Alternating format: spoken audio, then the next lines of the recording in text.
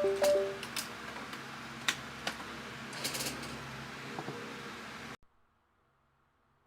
Lee. All right, we locked in. We are locked in. Let me start by saying I am tired. Let me start there. Shit. I don't be streaming on the weekends.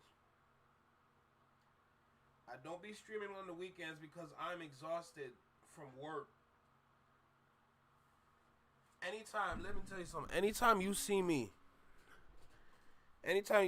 on the weekends and I'm streaming, send me energy. Send me energy because I need it, because I don't do this on the weekends, bro. I'm tired. Yesterday's shift, oh, my prediction came true yesterday. My prediction came true yesterday. What's good? What's good? What's good? What's good? What's good? Oh, my God. My whole prediction came true yesterday. The way we had to be kicking people out yesterday. Oh, my God. Apparently, dudes just don't want to act right. I don't understand it, man. Like, why you moving like that? Like, it's weird to me. I appreciate it, but we back. As you can see, my camera working.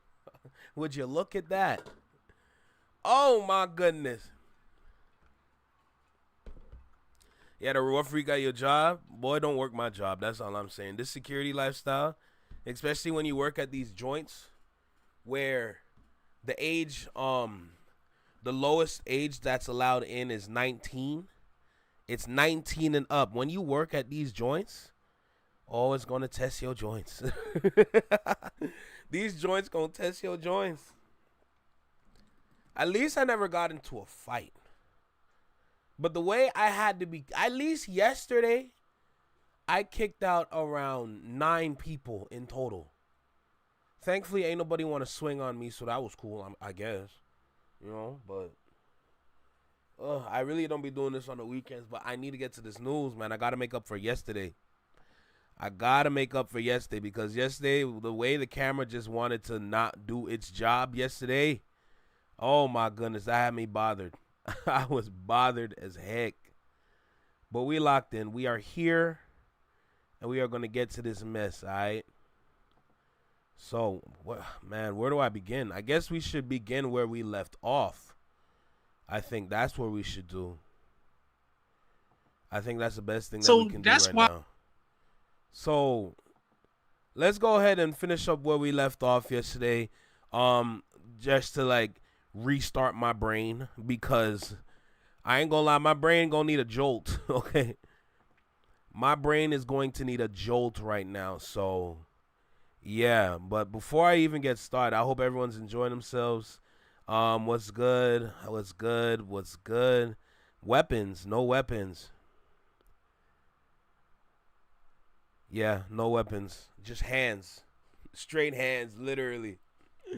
Bro, let me tell you something right now. Security, like, unless you're working in, like, the mall, unless you're working at, like, transit stations, unless you're working at those places, you're going to get, like, a baton, and that's it, to be honest. You're probably just going to get a baton and call it a day.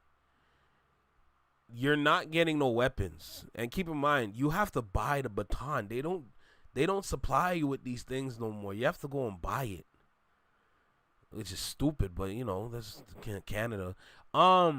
Straight hands, literally, figuratively, like, bro, like, literally, my hands are getting the job done. So if I was to lose said hands, I can't get the job done. Anyway, let me restart my brain. So from where we left off yesterday, Kai Cenat was talking to what this dude name was, he Don to something. So before my camera gave up on me, I was just going and talking about how in this situation, Kai needs to lock in on what he believed in originally. Why are you changing what you believe in because of one dude? Your brand has power. your stream has power. It gives you power over any of these other dudes that want to try you, because you have a dangerous amount of people that would ride for you. So for you to move like this, knowing that you literally don't even need to, because you are your own human being with their own brand and driving force, it makes you look funny. You know, I just gotta kickstart my brain here so I can get back into the conversation. But I'm just like, to see you move like this, it's not a good look. If I'm gonna keep it tall with you, man, you look funny right now. All right, let's get back into the conversation. Let's go. Why it's such a fail, this whole Iceman stream, is because he's out of his element. So it's just crazy to hear him say now all of a sudden they want someone to appreciate the artistry. Nigga, go back to what you was doing and make that motherfucking fast food music. Fuck the artistry. That ain't why all them fans like you. They like you for the fast food music. So go back to that shit. And you can tell it's not who he is because it's not being received all that well. Right? So he's playing a good role, right?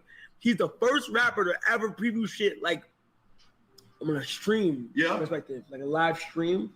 Not like I'm not talking about. No, didn't Kanye do that? Number one. But just because you're the first to do something still doesn't mean it's good.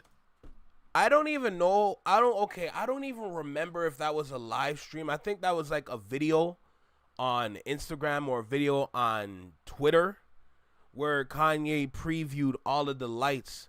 The man literally had to hold up his laptop to the camera so the camera can hear the song from the laptop. I'm like, this some Stone Age-ish. But that, in that moment, does that count as something that's like considered like previewing music on a live stream? Because it's technically along the same lines, even if he wasn't live in said moment. But a lot of people see it differently, so that's my take, at least, on that. You can be the first to do some bullshit. All right. Shoot. So being the first don't mean, oh, we should appreciate this. And it should be, you might want to go back to the drawing board on that. Like TV, I'm talking about like going to a streamer route. You feel me? Imagine waiting an hour and a half. First of all, when he dropped episode 1, it's all dude got his face covered up. So that's what I'm expecting. You gotta understand from an artistry perspective, you can't drop all your crazy shit right here, fool. That don't even make sense. So episode 3 was fire. I thought it was confusing to hear. I don't know. Then what are you talking about? The artist, you know what I'm saying? I'm looking at it like, what the fuck am I missing? Like, what did I miss? I ain't gonna sit here and be like, fuck this light skin ass nigga. This thing.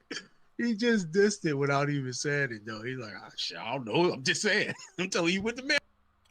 Hey, that's valid with the Dark Twisted Fantasy video. You know, I stand on what you say right there, but a lot of people are gonna see it differently because they don't really understand the things in the past, if you get what I'm saying. So even though I get what you're saying, and a lot of people here might understand what you're saying, the reality is that it's probably a lot of other people are probably not gonna look at it like that. I was thinking what he said. I don't know. For me, what did I miss? I missed the whole damn thing too. Listen, man. There is an element in artistry of people deciphering and putting their own meanings to things, but this is like the number one fucking indicator to Drake that scrap that plan. Scrap that plan, get back to the old format and work that because you're out of your element. I don't like this shit. This shit's stupid as fuck. And you know you got a bunch of little kids like, yeah, fuck that. Nah, this is nasty, Drake. So you're telling me that I can't have a negative reaction to any of your records? Even though you love and champion me when I fuck with your music. You love when I tell everybody, yo, this Drake song is hot. Go fuck with it. But if I don't like it, you don't want me to have the same energy? If a certain record is trash, I gotta be able to say it the same way if it was fire. This is actually kind of crazy because it lets you know that Drake really only wants yes men around him. Yeah. You want people that's not going to criticize you. You want people that's always going to tell you yes, yes, yes. Basically, you just want dick riders. Just like you guys saw in this video, even though Ben was not fucking with it, he's not even allowed to say, yo, the shit was ass. You gotta come up with... Josh, what's good? What's good, Tiff? How y'all feeling? I'm on here on a Saturday. I gotta make up for yesterday. So I'm here. Other ways to say the shit was ass. Yo, I mean, it was kind of confusing. I want to say it's for me. Nigga, just say it. Yo, that's exactly what I said. It's exactly what I said, man.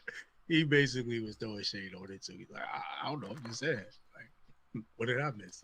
And I think it is a highlight though. Also, the high level of insecurity. You would assume most artists are insecure too. All right, so I'm coming to realize that the OVO affiliate was probably the dude that's on Kai Cenat stream, which kind of takes away the energy of this video, if I'm going to be completely honest.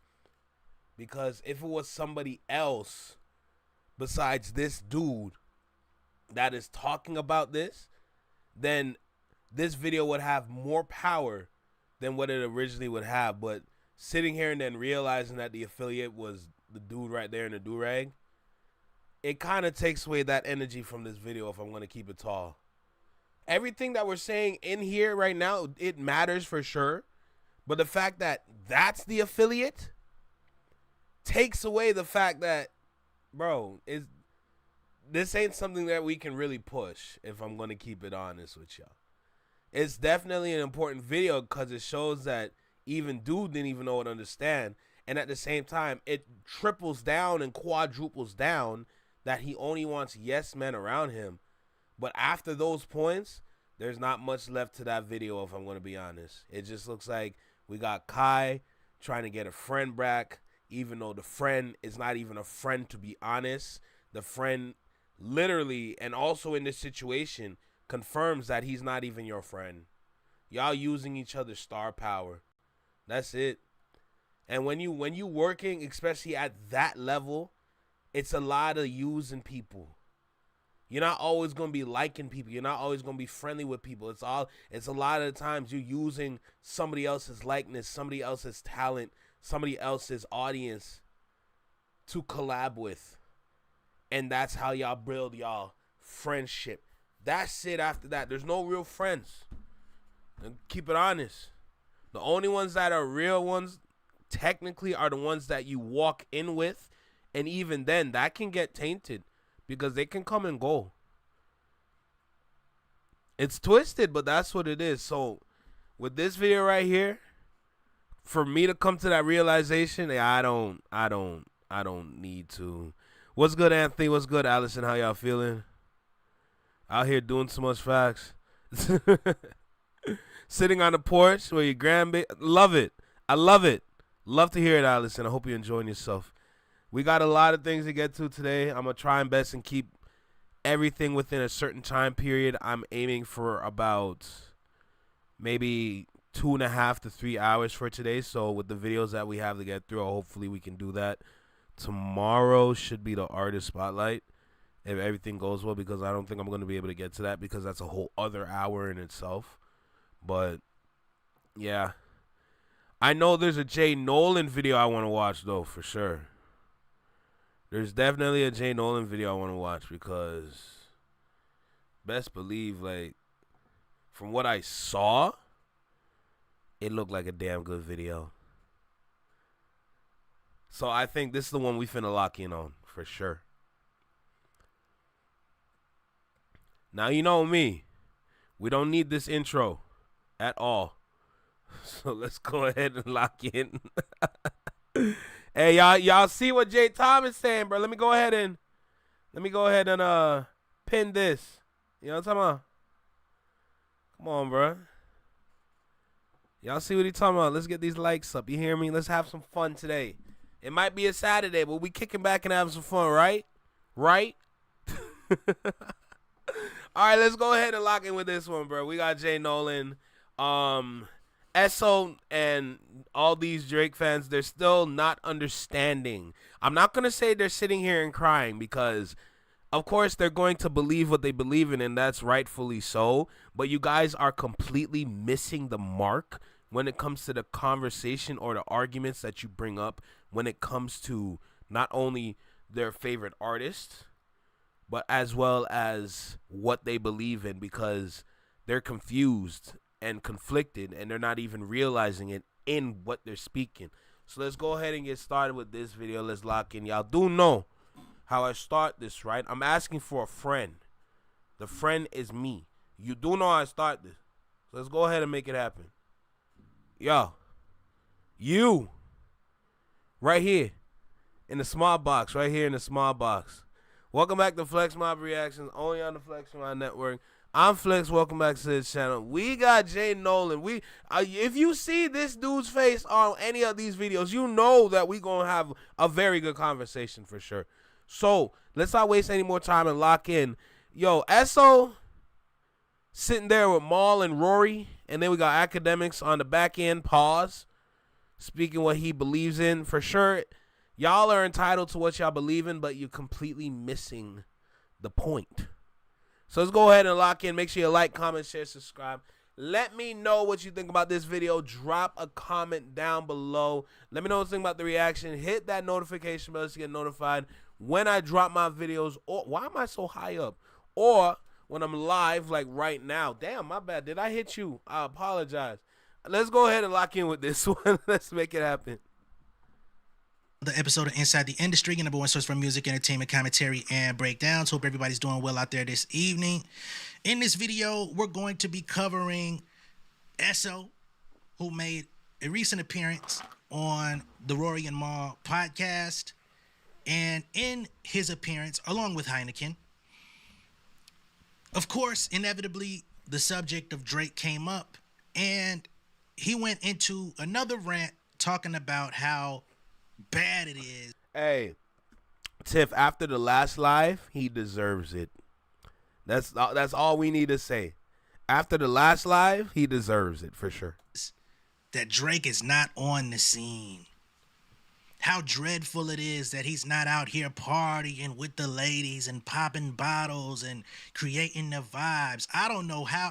Hey, man, I don't live in New York. Y'all got to let me know how often Drake was in New York partying with these niggas. Being the life of the party out there. Because they make it seem like this nigga was motherfucking El Chapo of the party. You know what I'm saying? In New York. They make it seem like this nigga is El Presidente of the party in New York. You know what I'm saying? And furthermore, we're going to get into the DJ that don't spin, because he came out and had another conversation, I should say, with Chris Blake Griffith. Welcome back, bro. Welcome back. And in that conversation, he addressed the Iceman episode 3 episode once more, and basically said he had a conversation with Drake.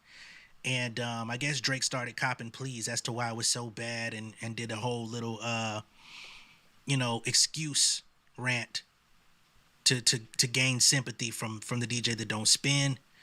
So now he's saying, he was on tour. He's doing all of this while still preparing for his next show. Excuses. That's why it wasn't good. That's why it wasn't everything that you thought. If you're confused, just know that Drake's not on tour anymore. So if there's another one, it'll be much different. Nigga, fuck all that shit, boy. Since when are we in the game of excuses? Find that to be interesting. But before we get there, let's go ahead and pull up this Rory and Maul clip with Esso.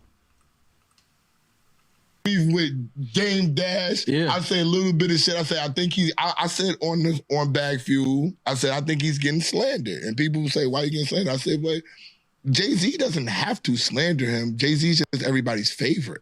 You know what I'm saying? He has the leverage. So Jay-Z can just sit back and just watch everybody just do what he's doing. He doesn't even have to want y'all to do it. But your fans, it's like when you got a bunch of gang members and somebody. I'm gonna keep it tall. This nigga don't even sound smart. He don't sound smart at all. I'm just saying that right now. Wants to go make they want to get close to you. So they want to go make a point. He got a billion gang members. It's like, oh, if his name Dash, it's trash, it's this, it's that, setting on that. him. I don't like this at all, man. And admittedly, I used to fuck with Esso and Heineken when they were on the Math Hoffa, My Expert Opinion podcast. Not so much Heineken, but I thought Esso was a good addition when he was on there. You know what I'm saying? He brought music industry perspective to the show. He did tend to overtalk niggas a lot. I didn't like that part. But since they've gone out and branched off and done their own thing, I've supported their podcast a little bit. But This is weird, man. Now, he's starting this out with Dame Dash. And he says Dame Dash is being slandered publicly by the people and by media.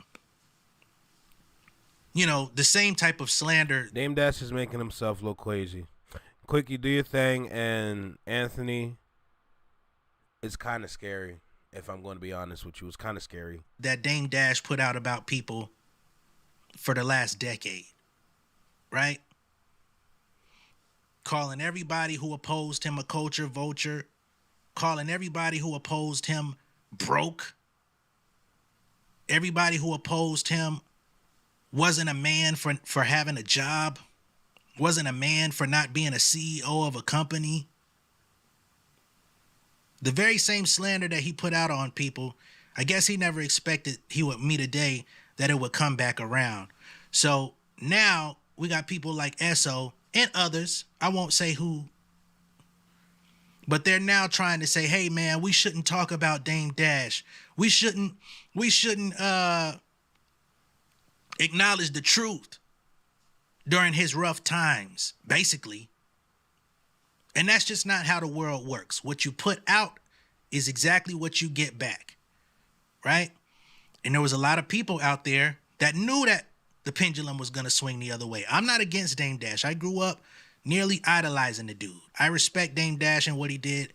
I am a student of Rockefeller. I've said it until I'm blue in the face on this channel.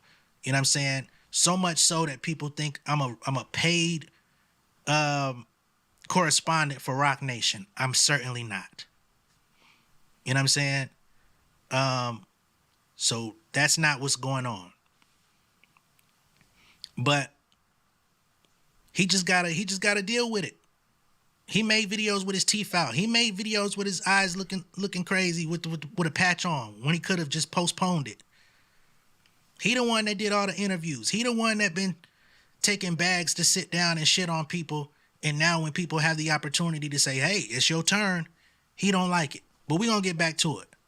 I just wanted to address that because I haven't been talking about a lot of this other bullshit Dame got going on in the last week. Go ahead. So it's like, what are you going to get from that, yo? Yeah. You out here defending yourself all day. It's like Drake. I would have said, yo, Drake, don't even engage in this no more. Like, yo, just go do what you decided to do. Funny enough, I've been saying that.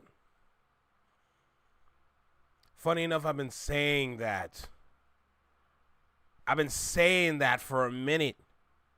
If you were smart, you would stay away and stay out of this conversation and focus on what you need to get done.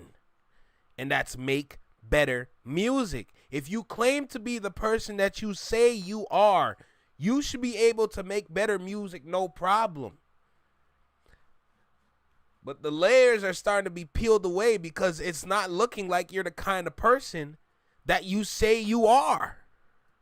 Do later. You just put songs out. Mm-hmm. People still like your records. Mm-hmm. A battle doesn't mean nothing. I said this. I said if he just go do the songs, and I said on the show, I said the industry isn't as entertaining since the takedown of Drake. Think about that. It's been boring. It's not entertaining. Like that's all that I'm saying. When he was rolling the, It ain't about the takedown of Drake. The industry is boring because the artists are not producing enough great shit, or at least the artists that you want to hear from. Let's keep it a buck. Because the other artists that are out here that aren't getting enough traction or getting enough promo or getting enough, hits on their music, nobody acknowledges that stuff. To be honest, as I go through different videos and as I learn from other videos, the answer to that question is actually a lot deeper than what people realize, because so many things, so many factors are involved as to why somebody is not dropping. We recently come to find out that the labels will literally tell you cannot do anything right now until we tell you to. That's one. Two, while they're telling the same artists not to do anything, those same labels are working on literally breaking other artists, working on AI artists, keep that in mind, and they're literally pushing their best top quality artists. Everybody that has supreme star power has definitely put something out in the past couple months or the past year in this whole thing. Also, at the same time, they probably cannot make music that can really fit in with the kind of sound shift that we're in right now, because a lot of people be tired of that. I understand there's a lot of people that like to party. A lot of people like to go to the club, all that ish. But y'all were doing that the whole time with no direction. Eventually, that lifestyle was going to lose revenue. So much so that people are fed up with club culture in a whole. Think about it. Club culture is a minority demographic. Listen, when you come here, I'm going to be talking about different variables when it comes to marketing. A demographic is one of them. If your demographic is struggling, knowing that you're working with a minority demographic, you're not bringing in that much money anymore. You're really not, okay? Don't pay attention to all these units these guys are moving, knowing that their contract is probably taking around half of what they get. So even if they get a nice payment, is that really substantial to make them say, oh, I'm one of the richest rappers out here. I'm moving this. I'm doing that. Da-da-da-da-da. I'm throwing money here in a strip club over here. I'm doing this over here. But realistically, what does that mean when you do all that? That doesn't mean anything. Like literally this whole rap beef just showed the world that all these things never had value.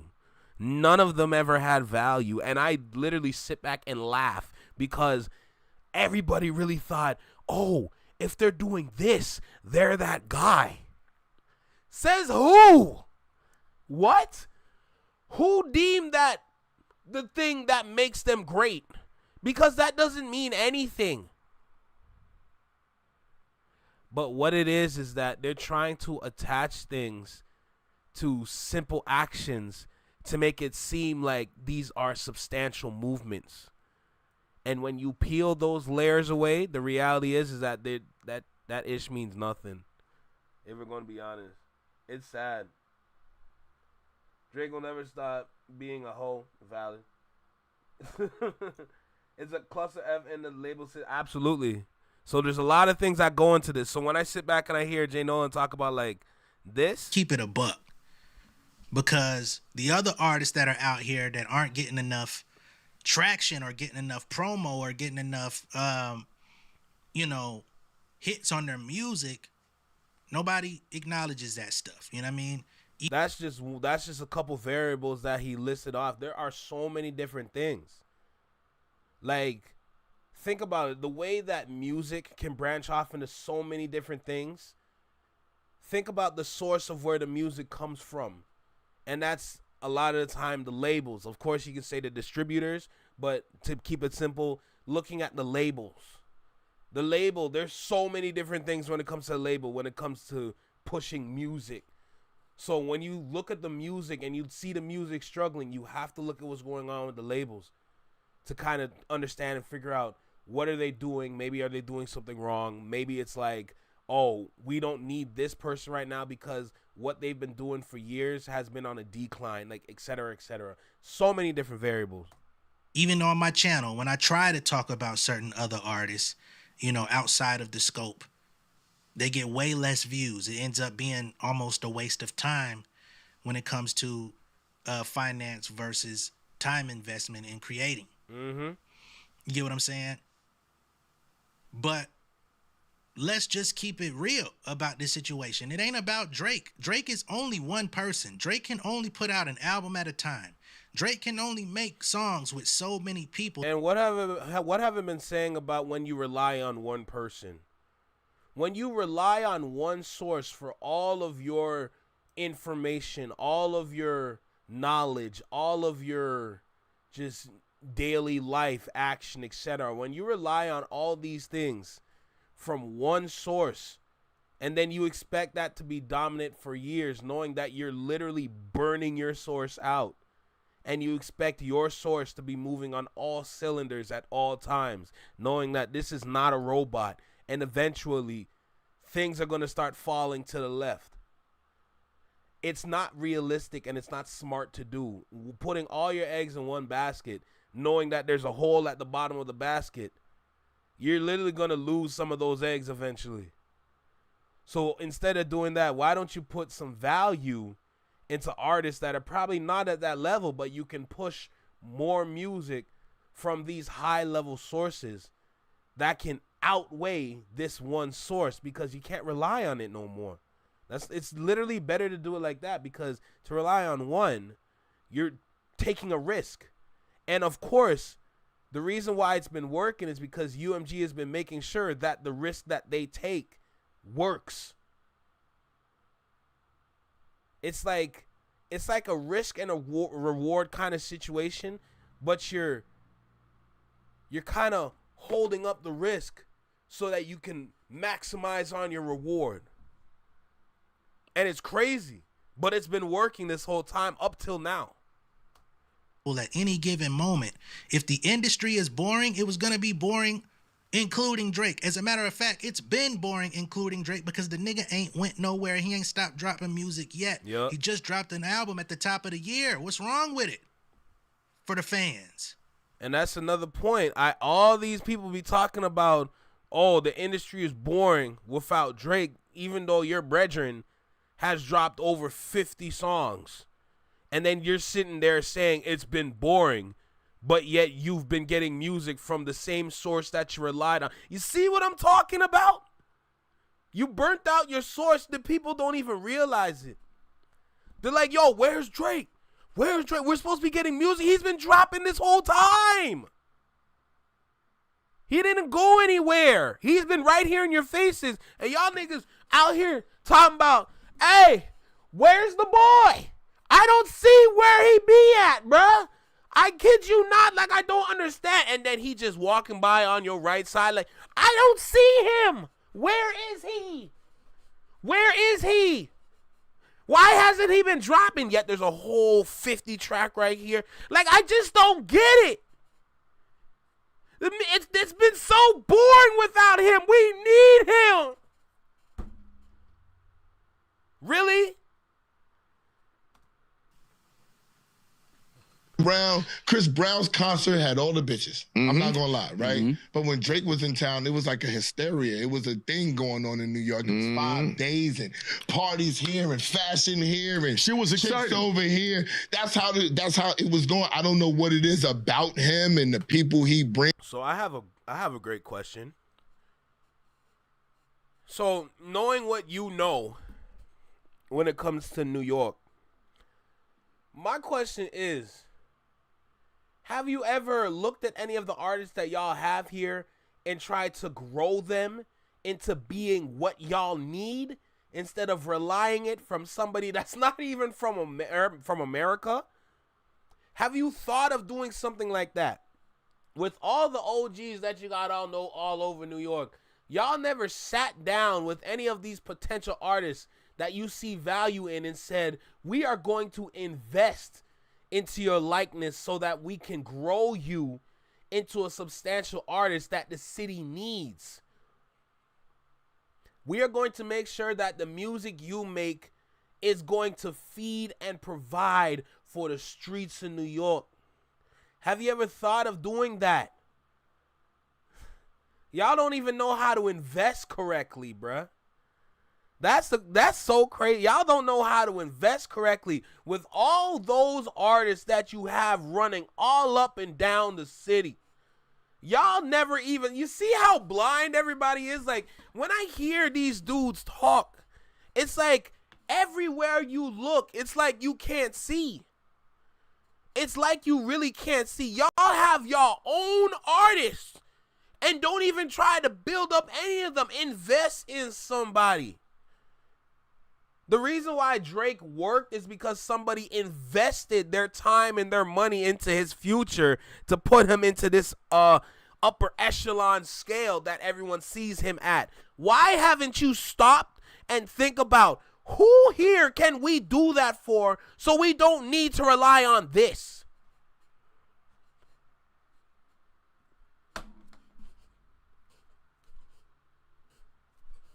Use your brain. Or who rocks with him, but he had a different type of excitement to the game. And since he been chilling, Shit been boring. Hip hop's been boring. And now They gonna kill you for that. They can. They said but it's the truth. We said it too, but it has been. Yeah. It's just the truth. But why do you say it's been boring? Nobody who's bringing the excitement. The music. The excitement just isn't in a great record. Is it the music or is it the party? You know what I'm saying? Like y'all can't even I want to hear all that again. Shit been boring. Hip hop's been boring. And now They gonna kill you for that. They can. They said but it's the truth. We said it too, but it has been. Yeah. It's just the truth. But why do you say it's been boring? Nobody who's bringing the excitement. The music. The excitement just isn't in a great record. Is it the music or is it the party? There's levels to what he said just now. Y'all are killing me in the comments. But there's levels to what he said just now. Is it the music or is it the party? Because in today's society, when it comes to the music, a lot of people are kind of confused about where the music can go or what the music can do for them, because they're not realizing that they're taking in the music in strictly moments. You know, so let me see if I can walk this down correctly. Because when you go to like in different party situations, whether if you're at a function, whether if you're at like a little Getty, if you're at like a private, or if you're at like one of them strip joints, the music that you make for those moments definitely matter the most. For sure. When you make music for the strip club, that gets the girls to do what they need to do to get the money out of dudes like this.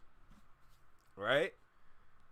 So, in that sense, yes, you're definitely going to need music for that demographic. But if we're talking about music as a whole, like the word music as a whole, if you're making strip club joints for the world, see, now I gotta look at you sideways, because if this is what you care about the most, knowing that you're promoting your work, you're promoting your art to a larger demographic that probably doesn't even want to hear that. Remember, people listen to things in different moments. We take in music in moments and different moods that we are in. So knowing that you want to make this kind of music for this kind of moment, for this kind of crowd, knowing that in outdoor life, in daytime, talking about walking, driving, having a little picnic, outdoor jam, something, you think that strip club joint gonna work? A lot of the times, when you just on your ones and twos, you go to a picnic, you're in a community environment, majority of you don't want that. You don't want that. That's not what that moment is for. So dudes like these right here, they are even confused because they don't even know what they want for real. They don't, like, how are you this old? And at the same time, they do know what they want, but the way that they're talking, it's like they don't know what they want. Because what they want is the party joints. They want to turn up. They want to get lit. They want the music that they can have fun too. And Drake provides that, rightfully so. There's a reason why people like him, for sure. And I understand it. I understand that a lot of y'all really want to turn up damn near every day of your life. And if you choose to do that, that's peace. That's cool. Do what you want to do. But please understand this. That is not the majority demographic. That is a minority demographic of people that listen to that music. We don't always want that no more. Think about when Kendrick literally existed again, and how, don't even take my word for it. Go on YouTube. Go for all the reactions when we saw Like That appear on the album, and then we were surprised with a Kendrick verse on it. The key word is we were surprised with a Kendrick verse on Like That. That's not his song. He took over the song, but that's not his song. A lot of people are confused when it comes to that. So when Kendrick literally came back, the whole world erupted because that song like that literally just gave people the energy that they literally needed. And you can take it and put it into almost any environment that you go to. Does it work in a club? Of course. But does it work when you just outside on your ones and twos? Does it work when you just playing some basketball? Does it work when you just kicking up with your friends and you want to listen to something? Does it work when y'all together in a community environment, you're just trying to listen to some ish? Just, you know, like, yes, it does. It works in many different environments. It literally works. But if you want strip club joints all the time, that's not gonna work. So, sorry. And don't even get me started on how some of the streams are capped. Let's get that out the way. Buddy, there's levels and layers to this. It can get real dangerous. You know what I'm saying? Like, y'all can't even, come on, man. Y'all are a tandem. Esso and Heineken, y'all move in unison. Y'all couldn't even get y'all story together before y'all put this together. One nigga talking about the parties for 4 days. The other one say it's the music. The music ain't been hitting. They can't get their point across. They can't get their point right together. T-Dub, that's a fact. Metro's ish is still slapping. The club songs Drake's making, they all sound exactly the same for real. It's true. The music, he just gave y'all that. He been giving y'all niggas leaks. He didn't give y'all Iceman episodes. He didn't give you which one was Central C. That ain't the music? That wasn't it for you? Come on, man.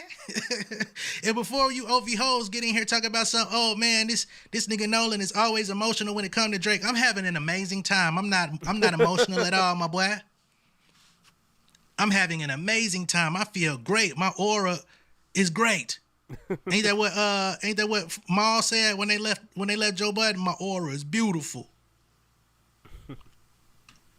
Lame Manning. What made our shit exciting was the personalities, the feeling that you got when they was in public, when you saw dudes coaching at the Rucker. Hear what he said again. That you got. What made our shit exciting was the personalities. It made something, okay, so what made it exciting for you was the different things that you just listed, but at the same time, when you are creating or when you are pushing a new artist or not even a new artist, when you're pushing an artist that has been around making music for a lot of people. For example, Zeddy Will. Zeddy Will, he's been making music.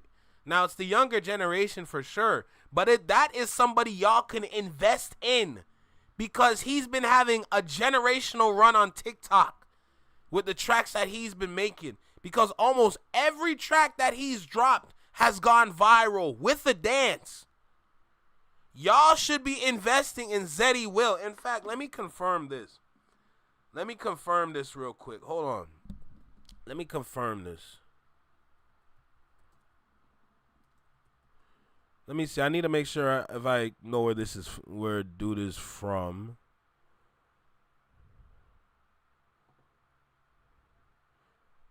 Yeah, he's from New York. Dude's from New York. Why are y'all not investing in Zeddy? Dude is from New York. He fits the demographic of literally what you need. How'd I crack the code already? Why are you relying on this, knowing that it's shaky over here? But this young man, Zeddy Will, with all these tracks that he's been dropping, getting everybody, not just the girls. Because listen, for okay, hold on a second. Zeddy Will has literally the songs for every. Are these niggas stupid? Hold on. Let me help y'all out because I'm sure a lot of people don't understand who exactly I'm talking about. So it's definitely confusing.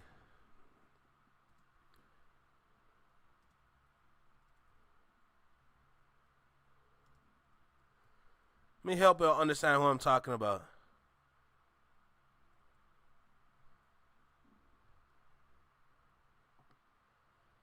Let me help y'all understand because some of y'all sitting in the chat right now, you like, who are you even talking about? So let me help paint the picture real quick. This is Zeddy Will. Look, I don't think it's possible, bro. I can't go, bro. I like to stay up out the mix. I don't want. I don't think it's possible, bro. I can't go, bro. I like to stay up out the mix. I don't want no smoke. I don't think it's possible, bro. I can't go, bro. I like to stay up out the mix. I don't want no smoke. I paid it off with all cash. I don't want no note. You really good at everything but head. I don't want your throat. I don't want that shit. Matter of fact, I want your friend. I'm allowed to switch. Really. Do you understand? Do you understand what that has the girls be doing on TikTok or in the club? Do you understand what that nigga, hip gyration is what you get with this song. So, to these two old men over here, since y'all are from New York and if you are in need of somebody to get people moving and grooving and bring some life into the city, why y'all don't tap in with Zeddy Will? He's been making music for the younger generation. Y'all can teach him and educate him on how to take his knowledge and craft that he has in the tracks that he make and apply it to a little older generation so you can get them moving too. Do that! The fuck? Do that! Utilize the options that you have. Y'all are not even looking to your own city. That's crazy to me. The feeling that you got when they was in public, when you saw dudes coaching at the Rucker. Drake was one of the few people, he's outside. Yeah, one of the most successful My man went to superstars of all time. Starlets with a plastic bin. He's And threw outside. bundles of money. He didn't even break the seal. He just threw the bundles. I rock with Come on. Kendrick. Yeah. I do. I think Kendrick gonna be I outside. think he's a What does Drake throwing money in the strip club do for y'all? Were you picking it up and putting it in your... They live vicariously through him. That's what it does. When they see Drake take some ones, fan out the ones, and throw the ones up in the air, and then they fly. They don't fall. They fly. They be like, damn, I love this nigga. They're like, damn, I love...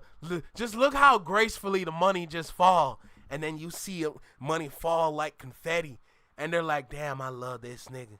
Because how do you just do that ever so gracefully? As they watch the dollar bill fall, when they got a whole girl dancing in front of them, they're looking at the money fall like, I can't believe he did it that way. I never even did it that way a day in my life. I got to ask him, and he must teach me the way so I can figure out how I can do that too. Yo, bro. Y'all need to step to the side because you're ruining the conversation. Step to the side because you're ruining the conversation, bro. back pocket? Like, what benefit? Unless your baby mama or your wife work at the strip club and she bringing that to the household, what benefit does that do for you? Holy moly. Talent, rapper, Dope whatever. artist. He's not outside. Nobody's outside. Like, nobody. But you guys are from an outside era. All right. These kids are inside. Cardi B's rollout has been about Cardi what? B Being is outside. And they're looking at it like it's Cardi magical. B is outside. And that's standard record She's label doing a rollout. standard. She's doing a standard. I mean, the same thing with the Cardi B's outside, but she's not in the club, to my knowledge, throwing ones. She's meeting with the fans. She's doing meet and greets. Cardi B is literally trying to just push her likeness and her character into new rooms, and y'all are worried about people being outside. If all you care about is people that are outside or people that are like being outside, why don't you look to the people in y'all city that are outside like that? Look towards the people that gets your city lit. Look towards the people that be getting your city popping. Zeddy Will is not the only one. Zeddy Will is just a good example. Look towards the kind of people that y'all have in y'all city and try. If y'all are who y'all say you are, you should be able to manage these dudes, if I'm going to be honest, to put them into literally a different stratosphere. Y'all should be able to do that, no? Y'all should be able to get that popping, no? If not, then y'all need to sit down and hush. He ain't with the BS. That's facts. Somebody educate Outside me. the When was the courtroom. last meet and greet that Drake did for one of his albums? Not at the show, but a promo tour Raven for facts. meet and greets for the album. When was the last time Drake did that? I'm sure he had to do that in the early days of his career because that was standard 10, 15 years ago. So more like 15 years ago. When his first 3 albums came out, you could actually go to Best Buy and pick the shit up. I remember him and J. Cole buying each other's albums from Best Buy and shit. That's when that was a thing. But when the last time he did that? Because y'all are acting like this man is like the NYC stimulus for the entire city whenever he comes around. Like a LeBron James season in Cleveland. Crazy.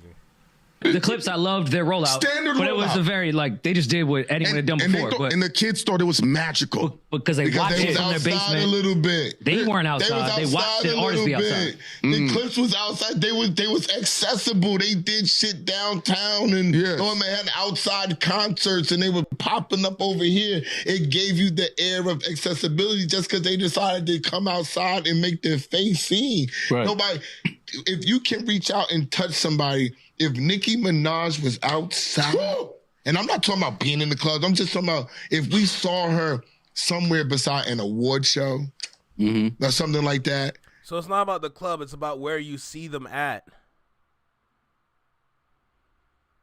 I see what you're saying, but it still doesn't hold enough weight. Hysteria would be different. If she stood up on top of a truck in Soho. I'm sure that would be a big deal if Nicki came out to New York and did that. You know what I'm saying? You know, why she doesn't do that? Well, maybe we'll see it. Maybe we'll see it in the next album rollout. She's dropping in March of next year. Maybe she will. You know, there's gonna be things said about that if she does. It's gonna be like, oh, it took for Cardi to do it first. But I think all major artists, and not just major artists, I think every artist needs to figure out a way to balance online promotion with offline promotion. Hand-to-hand combat is what we call it. You know what I'm saying? You get out there, shake hands, and don't be kissing no babies now. That shit is over with. I don't know who came up with that. I understand the sentiment behind it, but shaking hands, you know. Man's like, whoa, we're not letting that slide. That outside concert was an exclusive event for rich people. What's good, Furry B? You late, but you on time. It's all good. They were doing shows for 100% white crowds. Where was this man when the Clips was performing before the drop? Not existing, that's what. I'm not relying on what this man says, if I'm going to be honest. Because he's sitting there making himself look foolish. Putting your face card on the line. I do believe that is where the industry is heading because everything has become so virtual, so online, so homogenous that if you don't mix it up and add something. What Jay Nolan is talking about, though, him specifically, is what makes sense. The issue with a lot of artists today is that they're relying on online promotion and they're not relying on just being outside and being in the physical. So from what Esso and Heineken were saying, yes, that part of that whole conversation, that part is valid. That one moment is valid out of this whole 5 minutes for sure. And what Nolan is talking about, yes, in that sense, a lot of artists are failing to understand that. But at the same time, who's really to blame? Because a lot of times, it's not the artists. These artists be following what some people at the labels be trying to push to them and tell them what's good. Remember, the people that are working at the labels, they are not music heads. Those are tech heads. Those are techies. Those are tech nerds relying on the numbers to tell them what they should do with their promotion and how they should market themselves. The reality is that you can only do so much online. You got to be outside for sure. So a lot of artists need to balance the two, being able to go outside and do some promotion, do some extra work, and at the same time push their content, push their album online. Whether it's through Google Ads, Instagram posts, X posts, etc. Just whatever they can do, just being creative in the moment. but you still got to be out in the open too. And that's a big disconnect. A real human element to it, you lose it, right? They're coming in with AI. They're saying an AI artist got a $3 million deal, went #1 on the R&B charts, and none of us know who the fuck it is. So clearly, yo, T-Duh, I'm glad you said it. I'm so glad you said it because I've been paying attention to La Russell for sure. His team, and yo, La Russell is probably the best example of doing both. Because if you just witness the conversation that he has when it talks about his promotion and being outside, being able to do shows here, while at the same time they're pushing and promoting with his music here, or they're promoting this event, this engagement here. His team needs a Pulitzer Surprise Award. His team needs a Nobel Peace Prize because they are the prime example of how to do it right in today's generation. They're doing it so correctly, it's not even funny. I'm telling you right now, and it's crazy. Even for Torontonians, they must study this man. They must study this man because here in Toronto, it's actually very easy to move around and get your name out there as long as you're going to the right sources and the right places to put your name out there. That's the major thing, you know? But I'm glad you brought that up because that's a really good point. those numbers are heavily inflated by some bullshit bots. Right? But now that the information is out there, we have real humans, due to curiosity, going and actually listening to it, further exposing the light to this AI artist. Crazy how that works, right? So yeah, the more online shit gets, the more homogenous it gets, the more boring it gets, and the more replaceable you become if you can't go outside and see people shake hands and let Anthony, shut up. people feel your energy in real life. I do agree with that part of it. Bananas. Oh yeah, it would shut the whole city down. But you know what it would do? It would bring excitement to hip hop. I agree. And this is what we don't have people doing. Remember when Jay-Z spent the whole summer driving around New York in the Wrangler? Mm-hmm. Yep. Everybody talked about that shit. Yeah. Mm-hmm. Everybody went to buy Wranglers. It created some excitement. Oh, Hove is in the city. Mm-hmm. Nobody's doing that within their cities. So you don't feel like hip hop has been exciting since Drake? Since the battle. Once the battle died down, it's been boring. I think we've had moments. We've had good music, such as I say good music. Yeah, it's been good. It's been good albums. I agree. There's been some good music, but it's not. It's not. Oh, you know this shit not. Come on, bro. Nah, but I think the Clips rollout was exciting. I can't say nothing. Like they gonna kill you no matter what. I can't say shit. What do you think, bro? I know exactly what you're saying. Oh, my bad. Yeah, I know I exactly think what you're saying. the Clips rollout was exciting. I like to me. the Clips rollout. To me, I like the rollout. I think that brought a lot. That was probably the most exciting moment this year as far as hip hop went. I would say and I'm not saying nothing. If that's the most exciting moment, like we got it. It's back to square one of just a standard rollout. It's a standard rollout. That's it. They don't like the fact that it was the Clips. That's what they don't want to say. They don't like it that it was the Clips. It took the Clips to show us another side of the game, to show us the other side of the coin, to show us, let's be fucking clear.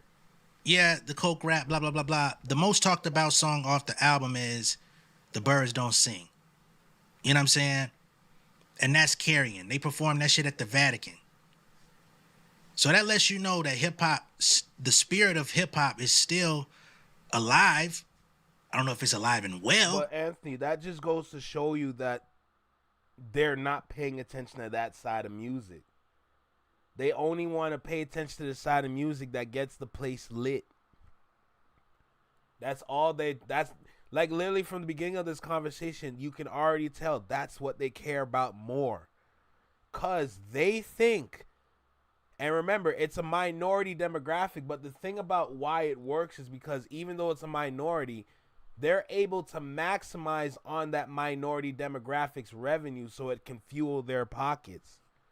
Right? There's more creative ways to handle the minority demographic to get money out of them. There's a lot of different creative ways. So that's why they care about it the most. For sure. Don't forget that part. So just from the way that they're with, wow, words are hard. The way that they've been talking this whole time, you can already tell, like, yo, this is what matters to us the most. Because we see the most movement. We see the most motion. We see the most aura from this, aside from that. Although there are good MCs putting out music, but it's alive. It's in there. There is that light. Yo, Tiff, hush up. We just need people to embrace that light when it comes from other places. Y'all want to continue the same run with the same people, and at some point they will age out of the spotlight. It just is what it is.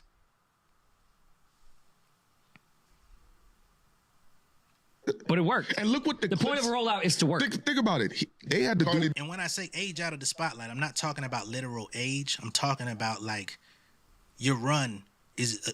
If you're the number one nigga for 20 years, at some point, somebody's gonna have to take over that number one spot.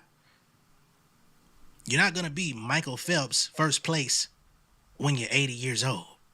You can't be Usain Bolt at the Olympics at 60. Beating all the goddamn 19-year-olds. It's not gonna happen. You might could goddamn keep up. You might could be on the track, maybe.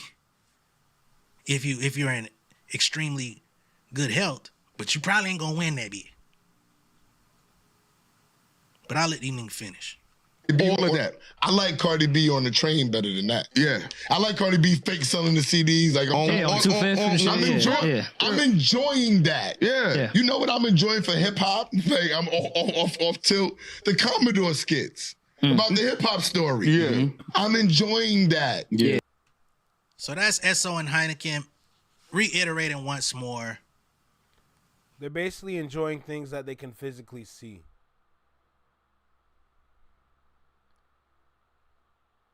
That's from that point itself, that shows you what kind of individuals we're dealing with. They don't understand the retrospective. They don't understand the read between the lines. They don't understand the lyricists. They understand what they can physically see and understand. That just goes to show you what kind of world we live in too. It's crazy. The city of New York is dead without Drake, a nigga who ain't even from there. Yo, Furry B, man. Jesus Christ. Now, I know I got my East Coast people in here. I know I got my New Yorkers in here. I'm not saying that SO is speaking for y'all. I'm just saying that's what that man is saying about y'all city. Take that up with him, not with me. All right? He's saying y'all ain't got shit going on. He's saying y'all economy is fucked up. He's saying y'all strippers ain't making no motherfucking money. Ain't no stacks being spent. Ain't no excitement on the streets. Ain't nobody busting the motherfucking hydrant open for nobody unless Drake come back around. That's what SO saying. That ain't what Jay Nolan said. That what they said. Hey, Quickie, talk about it. And lastly, we're gonna try to get through this quickly. You got the DJ that don't spin telling Chris Blake Griffith that Drake was working on the Iceman episode while also managing his Europe tour. Now that the tour is over, he's fully focused. They also discuss whether this album will be a defining moment for his career. See what really happened at the end of the show. And like I ain't even ready for all that. And sometimes I would do it, but it would ruin the experience. So, oh Lord Jesus, yeah, I understand. So he told me some good stuff, but I'm trying to tune it out. Did you tell him the truth about episode 3? We talked about that. So what's your take on episode 3? No. Come on. Episode 3 is, and by the way, this is what I'm saying. Like I don't want to be fucking nothing up because what he told me about episode 3 makes sense.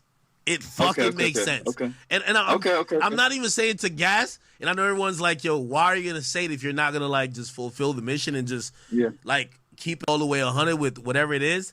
It's just that the moment I now say it publicly, people use me as a source to be like, oh, that's the word on episode 3, as opposed to say, whatever confusion you have, just keep that. right? Like, Yeah. I know, but it ruins, like, to be honest, I felt more confused but intrigued when I was confused. As soon as he kind of, like, explained, I'm like, fuck. Yeah. I be feeling like a lot, even when I get confused, I just, out of respect and reverence for the boy, I be feeling like he's too smart to be stupid. Okay, I'll give... Out of respect and reverence for the boy, this is the same nigga that outed Drake's DMs, by the way. But he's got respect and reverence for the boy. This is the same nigga that accused Stephon Diggs of not Diggs. Oh, pause. Hey, yo. Of trying to assault him and all this stuff. A lot of people are poking holes in his story. They saying his police report don't add up and all this type of stuff. So, apparently he's a double speaker. And I know some people like to act wives. I'll say this. Oh, shit. With episode 3, and this is all. I don't think that album coming out this year. If the album does come out this year, I want to see the track list. I wanted to see the track list to see if any of the songs that he played on Iceman are going to be on it. If you're going to put out that album with those songs on there, with the Which Ones, the What Did I Miss, and Doghouse, if you put out Iceman with those songs knowing that nobody was really receiving those songs well, you got a serious problem on your hands. All I could say in terms of even going forward for a possible next episode, episode 3 is literally cooked up while my man is basically on a hectic Europe tour, and just know tour is over. So that tour shit is over. Just let y'all know. No excuses. No excuses. Here it is again. Episode 3 is literally cooked up while my man is basically on a hectic Europe tour, and just know tour is over. So that tour shit is over. Just let y'all know tour is over. So he got to work episodes in while having to go kill a show tomorrow, and he had a show yesterday, and he's doing everything live. And y'all are expecting the greatest music of all time, which I am. We're expecting all these things, drop this, and third, and he's in the middle of a tour. Just know tour is over. And I'm going to just leave. There is simply zero excuses you can ever have for why he gave us subpar content. Cool. If you're on tour, that's cool. You have a job to do. Focus on the job at hand with the tour, making sure that you have a good tour, okay? You don't want to be wasting your time doing all these extra things on the side thinking that everything's going to be cool. No. Focus on your tour. You have fans in other parts of the world that are waiting for you to perform and put on a show for them. Focus on your tour. Honestly, all this Iceman-ish, you did it too early because you were clearly going for a summer drop. It's not happening. Even before the tour started, you should have known, can we get this done during the tour or not? That answer should have been no, instead of overwork yourself. Because you overworked yourself for no reason. Your tour is almost done and you were looking for a summer release when in reality you were never going to get there. It was always going to be a fall release because it made more sense.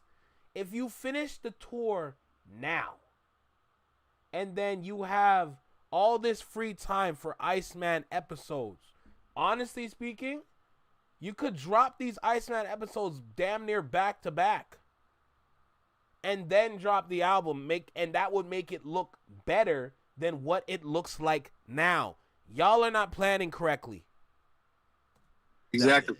He got to sit with you though, bro. Listen. No, I think in due time. In the near future, he got to sit with somebody, and I think if anybody's well deserving, it's that of Big Act. I think we're gonna stop it there, okay? So he says, being that he was on tour, getting ready for a show, he just did a show the other night. That's a good point, TW. That's a good point.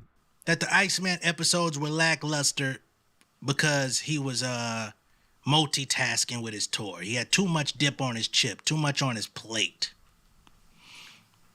My answer to that was the lives couldn't wait till after the tour was over. Exactly. The rollout couldn't wait until the tour was over. Exactly. So you would rather give people half-baked, subpar, bullshit, shitty booty-ass music to hold them over, waste their time for hours upon hours on some money long shit, instead of giving your fans... You would have looked a lot better knowing that you're driving around Toronto after this major tour that you went on. You would have looked way better than what you did before you left for the tour. You planned it wrong. You simply planned it wrong. That's all it is. Your best foot forward once your tour is concluded. And you're supposed to get sympathy for that? You're supposed to get what, brownie points for that? Hell no. I think the fuck not. You're not getting no brownie points, especially at the age you're at and the career level that you're at. There are no brownie points for you no more. You must stand on business. No more excuses for you. You're not a new artist. You've been around for years. You should know these things like the back of your hand. It just shows that you don't even know the back of your hand, and that's not even a good look. Not. But once again, the excuses never end. I got 7 Mac 11s, about 8 38s, 9, 10 Mac 10. Excuses never end. That's the forecast of the future. They say it's gonna get better now that he's off tour. So if it don't get better, blame the DJ that don't spin for spinning another narrative. All right. Let me know what y'all think of all this down below in the comments. Be sure to like and share this video. If this is your first time seeing me on YouTube, go ahead and subscribe to the channel, become an insider. I will catch y'all on the next one. Much love and respect, y'all. Peace. Deuces. Just realized that Axe says words like Trump's greatest of all time, biggest in the world. There's no one like him. Act used Trump. Oh, Jesus Christ. Throwing the fake gang signs, shooting fingers and pistols. Oh, don't even get me started on that. Because they going to do that to friggin' Whitney Houston. You got to be out of your damn mind. You must have just listened. That must have been like the second time you listened to that song. Let's keep it tall. So yeah. A lot of people in the industry that have big names don't even got their priorities together for what they desire from music. That's a problem. That is not a good look. But we accept it because of who they are. You must challenge these individuals on what they say. Because if they want to remain where they are, they must stand on business with everything they say. If this is what you really believe in, then if we challenge you on it, you should have no problems responding. Right? Look, I'm here to talk about this. I'm here to get to the bottom of these things when it comes to these dudes. Shout out to Jay Nolan for sure. All right? Over here, we give suggestions and opinions on how to be better, on how to be great. That's all I do, you know? And I love the fact that a lot of the things that I am saying matches with the individuals that I'm listening to. It's kind of magical for me, to be honest. But let's move on to another video because, I feel like there's so much to get to for today. So let's keep going. Almost an hour and 30 minutes in this one, so we're doing good so far. What's the temperature like? Everyone doing good? Everyone doing all right? I know about Vybz Kartel and Drake. I know about it. Honestly, if I was in Canada for that, I would want to go, because as a Caribbean, I would want to see Vybz Kartel live. I would definitely love to see him live. But I don't think, for me personally, that's something that I really want to talk about. But this white man, what's his name? Thugger. He has a song called Ninja.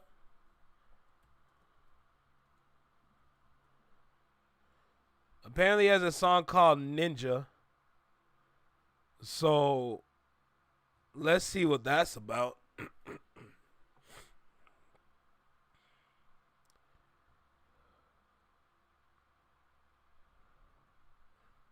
Probably do a little reaction to this little 1-2. What's good, Allison? Welcome back. All right, so, God damn. Young Thug got this song. What did he do to himself? Bleach. So Young Thug got this song called Ninja. Apparently everybody's talking about it. I might as well give my 2 cents and throw out a little reaction for the music. So here we are. We got 3 minutes and 50 seconds of Young Thug's new song Ninja. Let's lock in. You don't know how I start this, right? So let's go ahead and make it happen. Yo, you right here in a small box, right here in a small box. Welcome back to Flex Mob Reactions, only on the Flex Mob Network. I'm Flex. Welcome back to the channel. Yeah, I know. This is a new man right here. I'll tell you that. Look at the power of Photoshop at work. Okay? This is Photoshop. This is Lightroom. If you know how to use those Adobe applications, you are an extraordinary human being. Whoever did this, I don't know if you should be awarded or arrested, but it's good. So let's go ahead and lock in. Make sure you like, comment, share, subscribe. Let me know what you think about the video. Drop a comment down below. Let me know what you think about the reaction. Hit that notification bell to get notified when I drop my videos or when I'm live, like right now. And let's give this a shot. This is the most of them. This is the one that you see the shadow in the back of the room. He's the one directing traffic. He is the one that we're all afraid of. He's the one that's King Slime. He's pulling the shots. He is the most dangerous of the 28, Judge. And It's giving Post Malone. Implore you not to grant him a bond. He is dangerous. The setup they've given to you is actually going to be less control, not more. If he gets a burner, Judge, and the court may know this, a lot of the communications that Mr. Williams is on FaceTime because it's not traceable, it's not trackable. And we know that to be their MO. He gets a burner, he gets in there, he runs his gang from inside, and he won't get that, and no one's gonna throw his cell. I know what the investigator said. Why the eyes glowing? With all due respect, that's not the jail, that's their job. It's not the job of 24 officers being paid by Mr. Williams. That's not their job. The job is the sheriff of Fulton County or any other sheriff where our sheriff decides to put Mr. Williams. That's their job. He is dangerous. And I normally don't do this, but I don't hesitate in this case. Respectfully, Judge, I believe if you give him a bond, we're going to have more witnesses in danger or going to be missing. I believe he's that dangerous, Judge.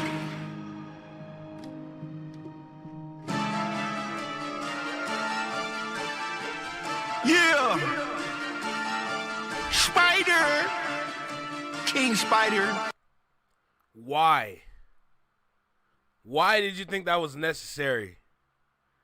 Oh, Lord. I'm sorry in advance, man. I'm sorry, y'all, but I got to do it. Yeah. Man. Drop top rollers, kicking up no dust. Nigga, you ain't know your shit. Big dog right now, folk ain't talking about it. Bitch, I ain't hitting that bitch. No, little bitty bag, you niggas ain't getting no cash. My niggas are rich. Little bitty bag, you niggas ain't getting shit like us, nigga, we getting it. On the way to the party, they take they hoes. I come straight from the ghetto. My big dog trapping loads. We got a lot of pink toes. They don't sell they soul. Little bitch got choked, trying to send her alone.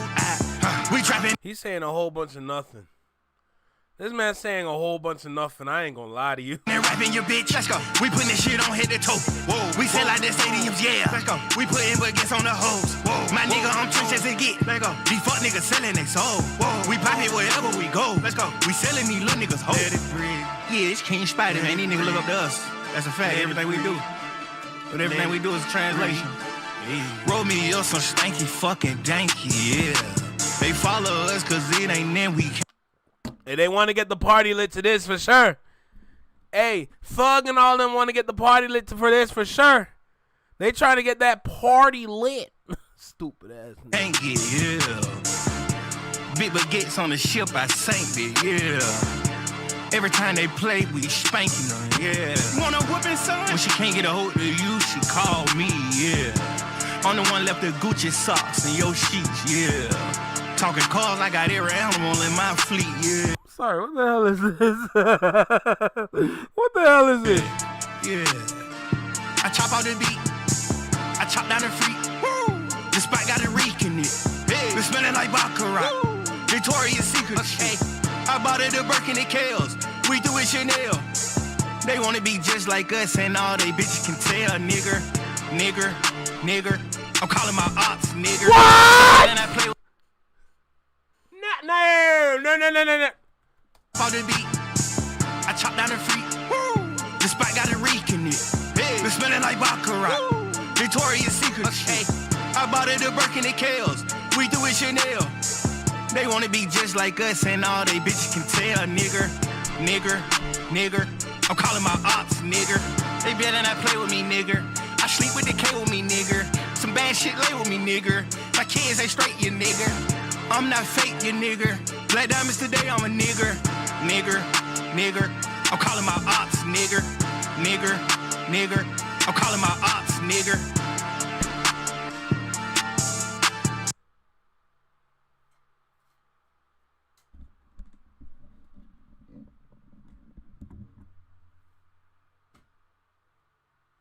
Let me tell you something. Put your stupid ass back in jail. Put him in jail.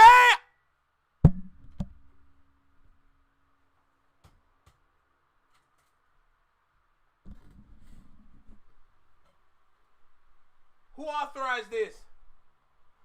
Who authorized this? Who authorized this shit? You meaning to tell me? You meaning to tell? Who authorized this? Who said this was okay? Who said this was okay? Who said this was okay? You gotta be nigga. Wait. So is this wait a sec. Is this why the album cover is like this? You nigga, what the fuck? Yo, wait.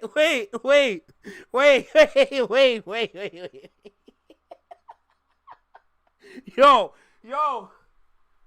wait. Hold on. Wait a minute. Yo, just help me understand this for a sec. So, let me get this right. Yo, wait, there's so much. Yo, nigga, is that a corset? Oh my god.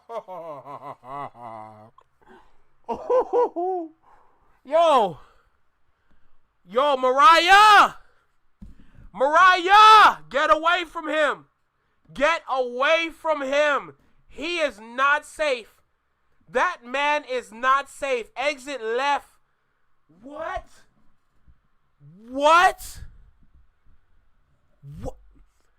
Whoa. Yo, he's not a real person. Let's keep it tall. He's not a real person. This man is not a real person, bro. The hard ER, my nigga. Are you serious?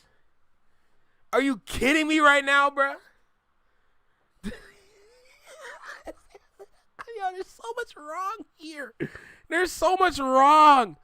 Yo, first of all, like, if I was to just see the picture like this, I would assume this must be some brand new white artist just coming out of nowhere.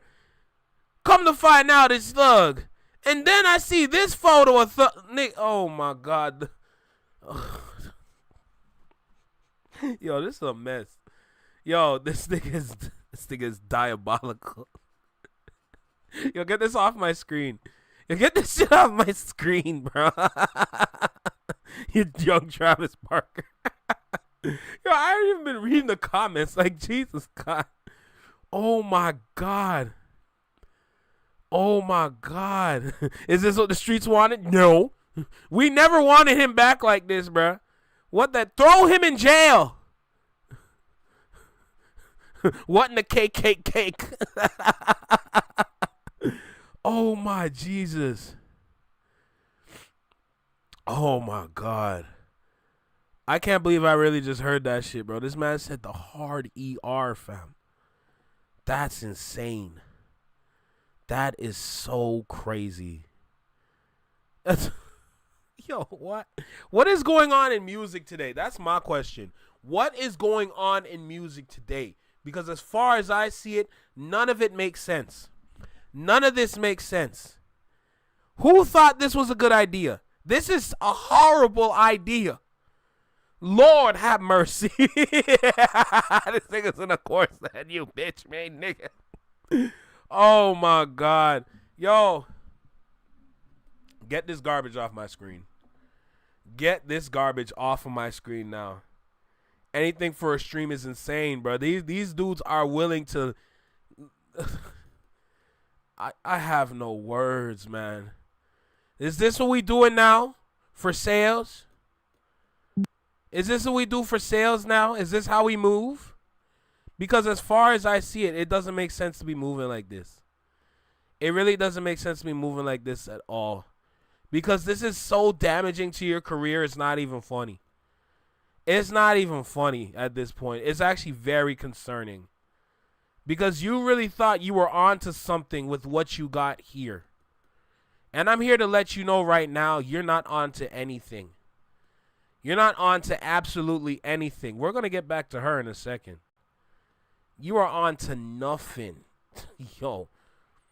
All right, I know I got other videos to get to. Let's keep going. We're still here. We're still locked in. Can't go broke remix. What the hell is that? Oh, that shit.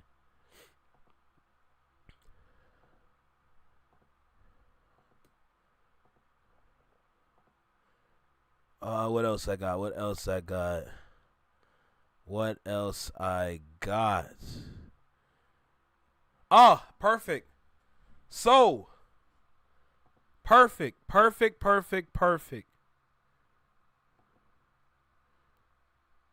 I've been meaning to deal with this situation here. I don't really need to record this one per se, but I at least want to get to the bottom of this. Because I did put in the chat yesterday, like, what's going on? Because I seen a lot of people on Instagram sharing this clip from Gina Views. And I'm just trying to get to the bottom of it because I was really confused in a moment as to what she was talking about, but I'm glad that I found the episode to get to the bottom. So I'm just gonna sit here and we're gonna listen to this song, and he gets at LeBron. Okay, which one you want first? The pros or the cons? Either way, they're gonna cook me. Either way. Okay, so let me go before you go. The song is hard. Drake, this is the that we want you to do. Talk it. I want you to talk your. My theory that I think is that he's intentionally dropping trash music. What? Why haven't we got this one first? I don't think he had it. You don't think he had it? You think he just made it? Drake ain't been doing nothing but in the studio. What has been the consensus recently on social media? We need Drake to come save hip hop. That's what people been saying. We need Drake to come save hip hop. We need Drake to come fix it. So since y'all need me to come save hip hop, y'all let this kick my back in for a whole year. I'm not giving y'all. And you got this situation that you got going on with the parent label. Tell that come save hip hop. Y'all said I'm not like y'all.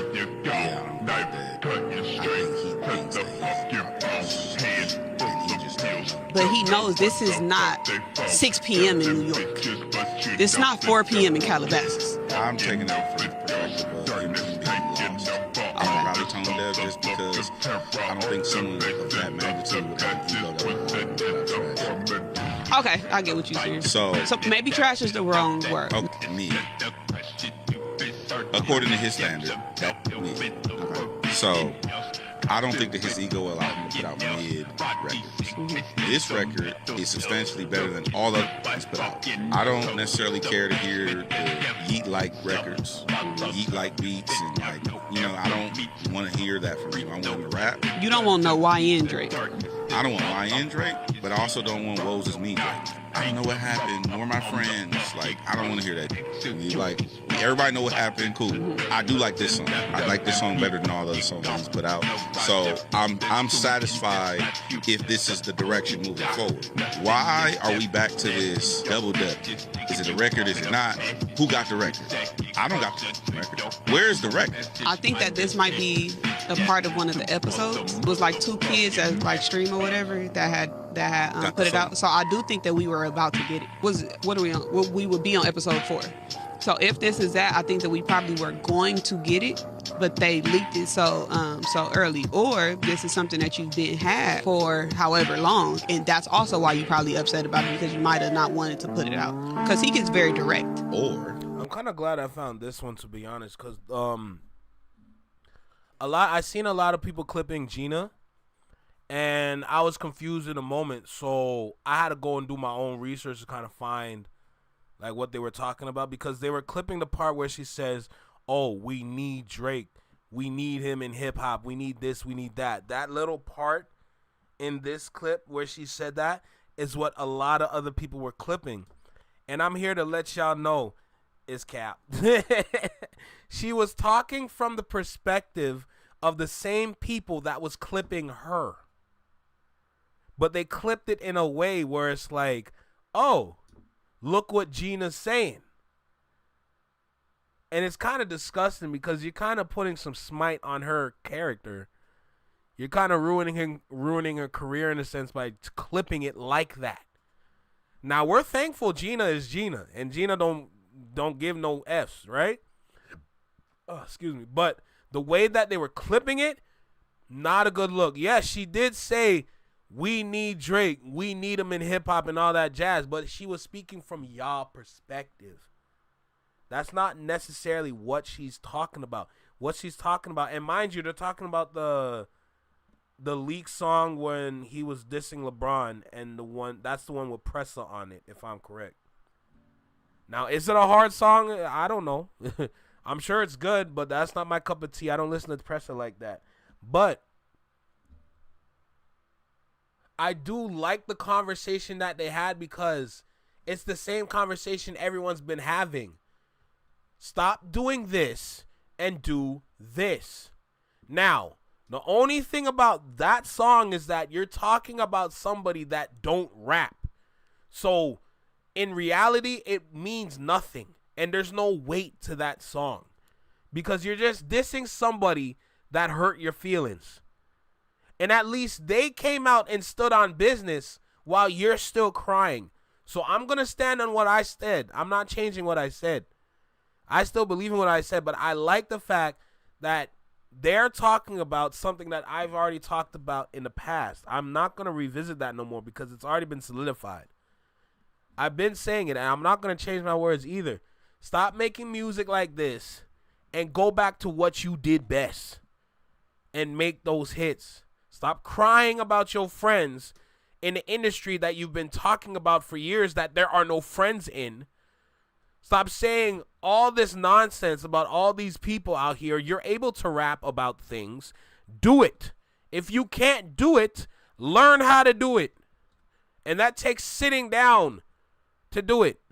Anyway, I can thankfully move on from this, because I didn't want to take too much time on this one. Where is that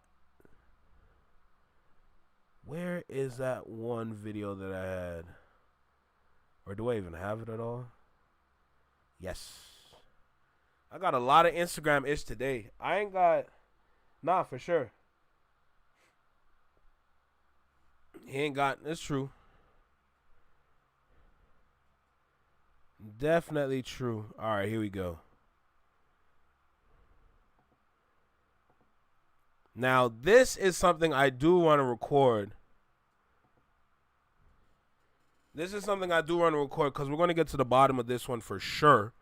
So let's go ahead and lock in. Now, we are tapping in with...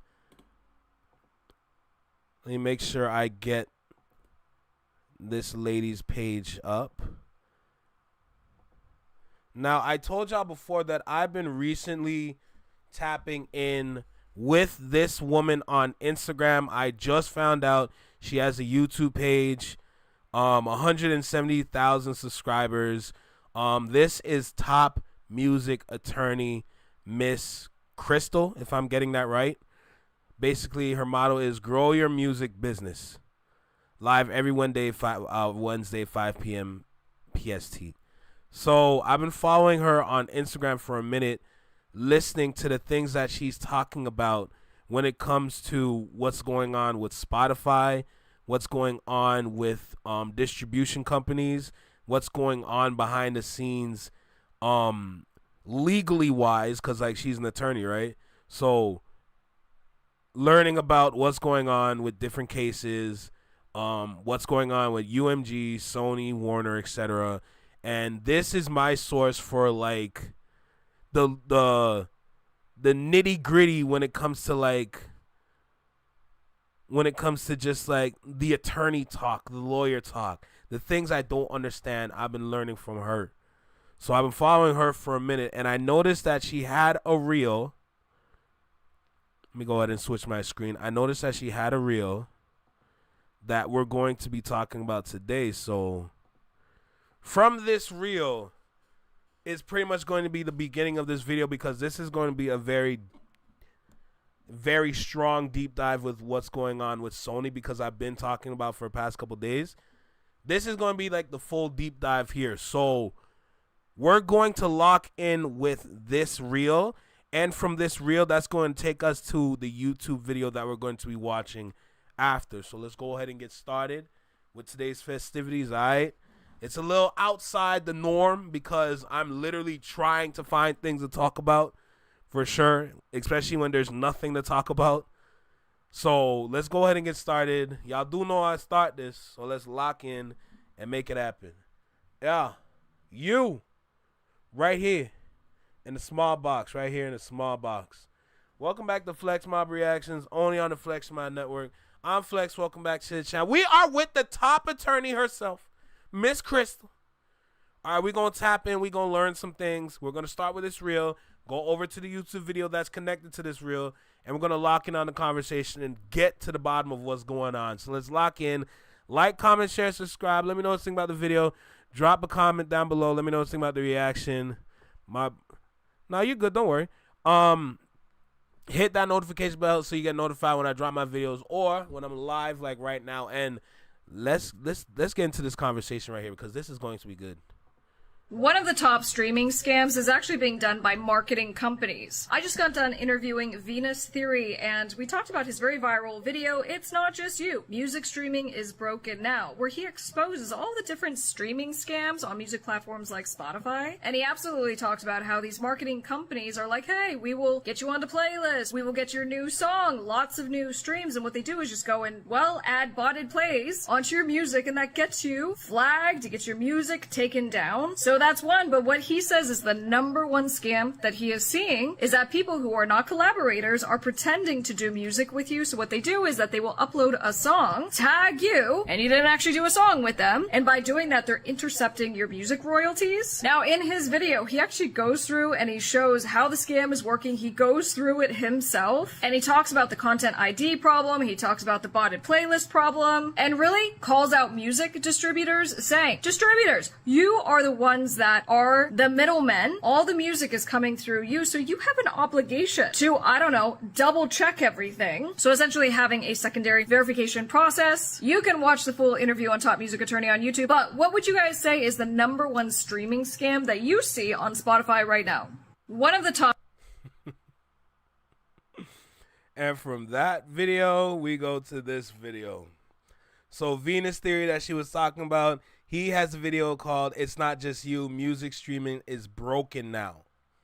So let's go ahead and dive in with this one. It's going to be a bit of a watch, but it's definitely going to be worth it. So let's lock in. Damn.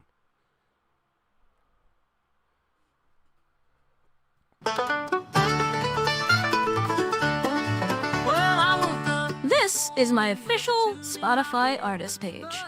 And this is one of my songs. Except, this isn't my song. I didn't write it, and I sure as hell didn't upload it. Now you might be asking how this happened, or why I sound like this now. And we're gonna get into all that, because all of this is so much worse than I thought it was going to be. Spotify and these other streaming platforms just aren't paying attention. My immediate reaction to seeing it on my profile was dread. I never in a million years thought that it would have been that bad until I experienced it. In this video, we'll take a look at how to get another artist's music taken down using bots, how to take away their revenue using royalty-free loops and samples, the world of playlist promotion scams, how to release fake collaborations, how to release music on artists' official verified profiles and impersonate them, and even a look at what I believe is going to be the next major scam facing independent artists, using readily available and accessible AI tools to quite literally become them. So, buckle up, buckaroos, because this one's going to be a bloodbath.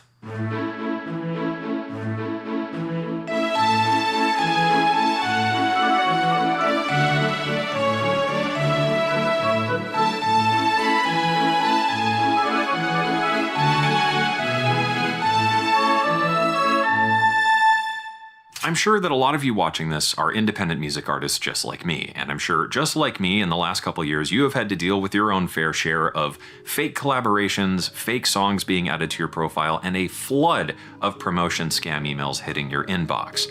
And I don't know about you, but I'm sick of this shit. So I decided to just go on down the rabbit hole here and try and figure out how all of this works. And my hope in making this video is that if it pleases my algorithmic overlords enough and does well, it will finally force these platforms to start making actual meaningful changes to support the artists that they claim to love so much instead of just chortling investor and shareholder balls. Remember, these companies are run by tech giants. Don't forget that part. We exist in a digital music economy where out of all the tracks on streaming services, in the last year, over half of them were played less than 10 times. So with those kinds of odds against us, what exactly is an artist to do to get a leg up these days? First off, we probably need a little bit of a history lesson here, because I think this is where the root of the problem starts. Back in the day, labels and streaming services had more direct pipelines to get artists on platforms like iTunes or Spotify.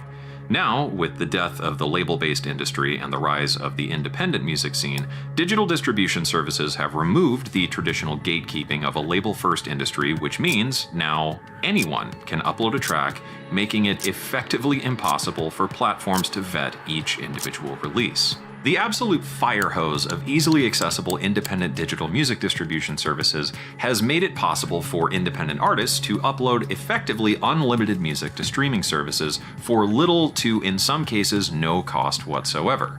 And that brings us to the issue of the money. Platforms like Spotify and other major streaming services don't exactly pay out in the way you might think. Artists aren't actually paid out for the number of streams that they generate. Instead, most streaming services pay out of a sort of communal fund that is then distributed to artists and labels based off of the proportion of the total streams, with some labels and artists getting better deals than others. If all of this sounds horribly confusing, it's because it's probably been designed to be. But think of it like this: your streams and your music and all the hard work you put in is your raffle ticket. And everybody else gets one too. Then everything gets divided up by the total proportion of streams that everyone generated. So a little bit for you over here, a little bit for you over here, a couple for you here, and now everyone's been paid. But I also forgot to mention that all the audiobooks count on top of this, so including that, now there's even less money in music than there ever has been before. Everything gets split up here and shuffled around, and everyone's happy and gets their Spotify Wrapped at the end of the year. But the problem is when some dickhead decides to come along and buy a couple million fake streams. And just like that, the actions of one single person have now reduced the odds of everyone else in the room being paid fairly. And it is this exact system that has directly incentivized the rise of bot-based streaming. And then we get into the music itself.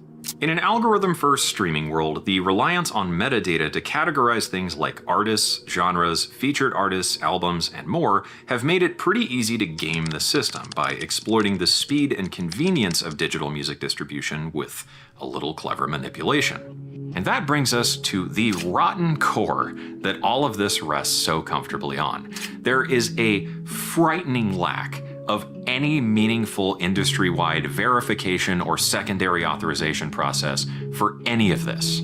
Although some services offer things like the ability to get a verified checkmark to prove that the profile is really yours, the fundamental identity behind a song is solely based on the word and goodness of their hearts of whoever or whatever uploaded it. Awesome, right? That's just the tip of the iceberg. My legal counsel for this video has let me know it would be very smart of me to insert a quick disclaimer here to let you know that everything I'm about to show you how to do is very much a naughty, naughty no-no, and under no circumstances should you do it for yourself, even though everyone else seems to get away with it until they just don't anymore.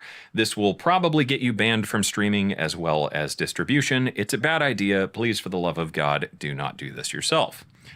That out of the way, let's go ahead and do all of it.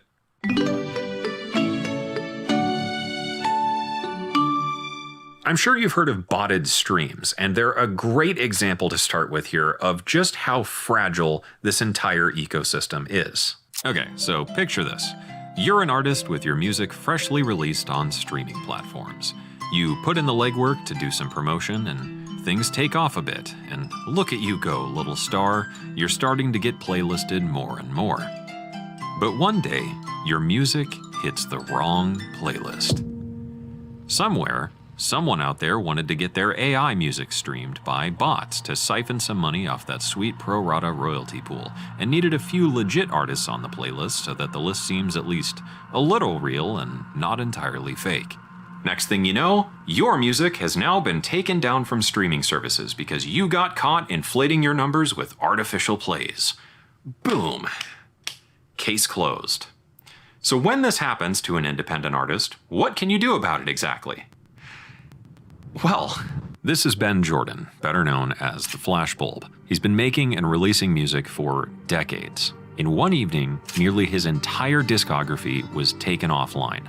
This resulted in him not only losing a significant portion of his following, but also his income. If you find yourself in this situation, it's pretty grim. I never in a million years thought that it would have been that bad until I experienced it. It's almost like when you go on Amazon and you see somebody saying, I wish I could give this 0 stars. Like, that's my sentiment. When I discovered that my music was taken down, I immediately reached out to TuneCore. I didn't get any recourse or communication until I had already not only contacted the CEO of TuneCore and had colleagues of mine also contacting her and driving her crazy, but the parent company of TuneCore finally poked and said, hey, are you going to deal with this or not? I would have had a different distributor distribute my music to DSPs, but come to find out, there's not really a great one currently. When CD Baby and TuneCore started out, you would pay per album per year, and it was really expensive. And after DistroKid came along, they had a very low monthly fee, and they just kind of did everything in the cheapest Walmart fashion that they could. And once that happened, pretty much every other distributor had to compete with it. And so they got rid of their customer support and they kind of put everything into an algorithm. And so that's sort of what happened and why everything is so impossible to deal with now when something does go wrong, why it's so hard to find a human being on the other end. So Spotify kind of pulls numbers out of the air and says, hey, we think that this person is using a botted playlist, or we think that this person is committing streaming fraud in some way. And then when I finally did get a response from somebody who made that decision, they claimed that they had evidence that they wouldn't show me the evidence, but they claimed that they had evidence that I was committing streaming fraud. When I looked at the data that Spotify gave me, which is a little bit more detailed than what you would see on your Spotify artist page, it was almost boring how predictable my music is listened to. It's just hills on days and times of days and regions and stuff. The only tip-off that they could have had would have maybe been IP addresses from people putting music on playlists And that's obviously a very shoddy way of doing it. With other artists, I think it gets extremely obfuscated because at the time, and I assume still, DistroKid and a lot of these distributors, they offer playlist services. And you have things like Submit Hub, and you have all this stuff where people are encouraged, sometimes by the distributor, to put themselves in an ecosystem that's going to get them pulled down for botting. And I cannot stress enough to any artist out there to stay the heck away from these things, because that is just asking for it to happen, unfortunately. But this isn't really a video about bots. I'm sure we're all familiar with those by now, given how many major artists and labels are constantly being accused of using them to artificially inflate their streaming numbers. Instead, there's a much darker side to this I wanted to talk about, thanks to the complete lack of enforcement and reasoning. In recent years, artists have had their songs or even entire catalogs removed as a part of botted playlists using their music. When services detect fraudulent streaming activity, they'll generally notify the distribution service, who will then notify the artist. The artist can respond to state their case, but it often comes down to whether or not whatever AI support rep you're talking to actually believes you. And that brings us to the darker side of the insane availability of cheap streaming bot services. If there's an artist you just can't stand for whatever reason, you could add their music to a botted playlist that you created. Then report that playlist for using bots. Say that again, please. Insane availability of cheap streaming bot services. If there's an artist you just can't stand for whatever reason, you could add their music to a botted playlist that you created. Then report that playlist for using bots. Once the distribution services and streaming services get notified, you can all but guarantee that their music will then be taken down for artificial streams. Mission accomplished. Many of these are publicly available on pretty legit looking websites with plenty of glowing testimonials from your favorite artists like Gemma. You remember Gemma, right? Yeah, you know, this lady. Remember?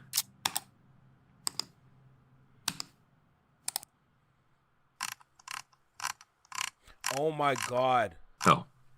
She's not even real. There are hundreds, if not thousands, of these promotional services available for any streaming platform or social media outlet right on the surface web, a quick Google search away. You don't even have to fire up the old Tor to find them. And at the swipe of a credit card, you too can now become a botted playlist god, taking down whoever you want with you along for the ride. And I think this shows one of the most glaring flaws in the entire system. Artists can now be punished or taken advantage of by the actions of a third party without any knowledge or consent on their part. And I know. Great.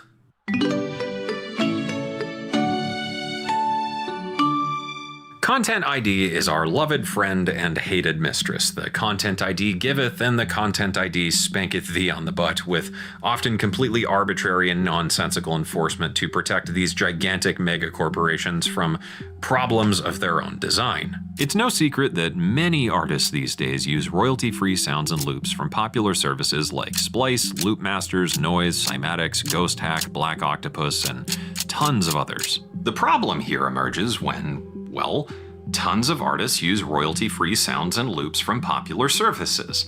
And this is not just a problem with Content ID, this is a problem with the entire digital music ecosystem. This is an issue I've talked about a few times on the channel before, but there's a deeper layer to this that I think is worth examining if you want to start grifting some of that sweet AdSense revenue from independent music creators without an army of label lawyers to fight back. Depending on the type of music you listen to, you may have noticed a rise in what feels like a lot of very rushed stock music being put together that's about, I think, a minute long is the minimum for most digital distribution services. And this is likely people doing this exact scam. By putting the music out there and setting the release date back to something relatively believable, they can now start Content IDing anyone else who decided to use those same loops. Just to show you how much of a honeypot this whole scam is and how incredibly common these loops are, why don't we take a look at a couple samples from the most popular royalty-free sample services and see if we can use our handy-dandy information rectangle here to spot them out in the wild. All right, first up we've got Cymatics Serenity Guitar Loops. Let's give it a shot and see how we do.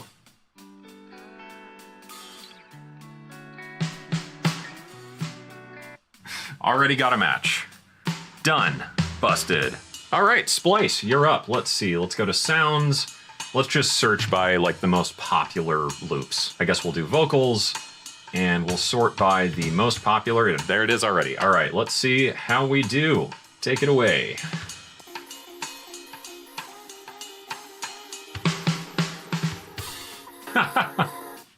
Boom. Done. Got it already. All right, last up, Loop Masters. How about this one's on sale? All right, let's go.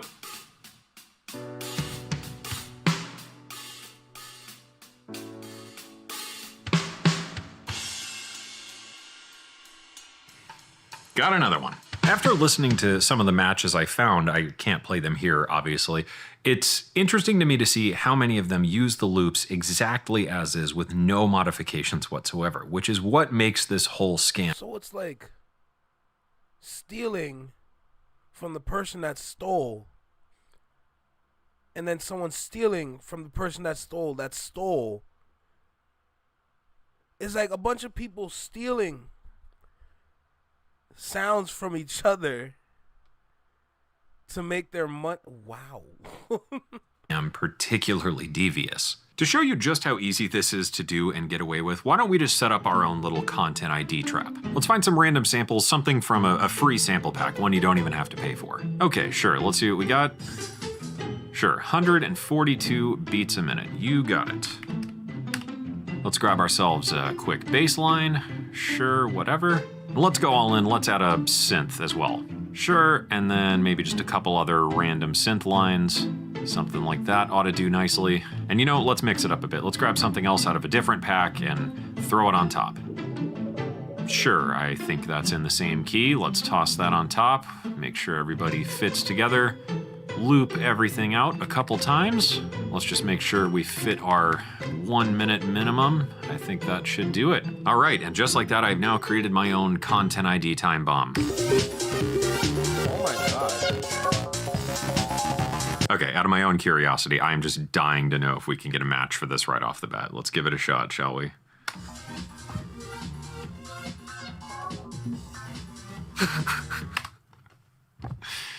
Oh, Jesus Christ. Now our grand scheme can begin. By creating an account with a service like Splice, you can quickly go to the most popular sample packs on the service and slap them together wholesale to make your very own Content ID goldmine. By then distributing this track with a digital distribution service, you can check the box to enable Content ID and watch the matches start rolling in. And if you're a little clever with the date you use, you can submit claims for any song released after that date because Content ID doesn't care. Now you might be asking, what is preventing you from doing this exactly, given that this is a pretty clear violation of the terms of service of all of the platforms involved? Well, when you decide to upload your song and check the magic Content ID checkbox, you are then presented with a very strongly worded page with a couple extra checkboxes you can simply click with no verification or secondary checks applied to the music itself whatsoever. So you go along on your merry way. There is nothing meaningful preventing anyone from doing this, and I think this is why in recent years we've seen such a huge uptick in people taking advantage of a clearly broken system to just scrape a couple pennies off the bottom of the barrel from independent artists who just want to make and release and share their music using these services that claim to be by artists for artists. It's basically the equivalent of someone taking a stock photo, adding a watermark, and then copyright claiming anyone who happens to use that stock photo.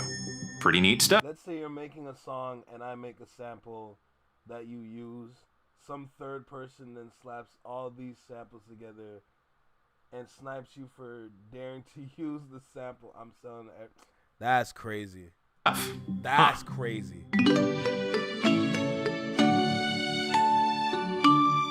As we all know, there's really only one thing that artists want, and that's money for nothing and chicks for free. I know we've already talked about bots and botted playlists, but there's another side to this coin that's becoming more common and sophisticated and seems to be most prevalent on Spotify thanks to its incredible market share in streaming. As I'm sure any independent artist watching this with even a small following can attest, there is not exactly a shortage of these stupid cold pitch emails from these promotion services wanting to help you boost your album or single and really take things up to the next level. Many of these services keep their wording carefully vague, offering things like targeted playlisting and high engagement campaigns, where they're able to get you a special deal with a high following playlist to add your tracks in exchange for, of course, a one-time special fee as part of a limited time offer because they really just want to push your music out there, man.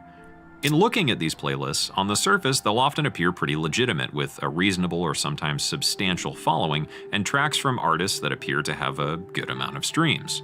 But there's always one dirty little secret they conveniently forget to mention. Literally anyone can make a Spotify playlist. One of the biggest contributors to this scene, if you want to call their work contributing, is Soids, which formerly went under the name Chartmob and then Shong.live, and now for some reason Soids, but it's actually Sours. They position themselves as an AI-targeted algorithmic streaming platform promotion service. Their website, at first glance, looks pretty okay, and of course it's packed with incredible heartfelt testimonials. Yo, what's Gucci? It's your boy, your mom's celebrity crush, Evanson Kyle. Just listen to him on the radio, seen on the silver screen.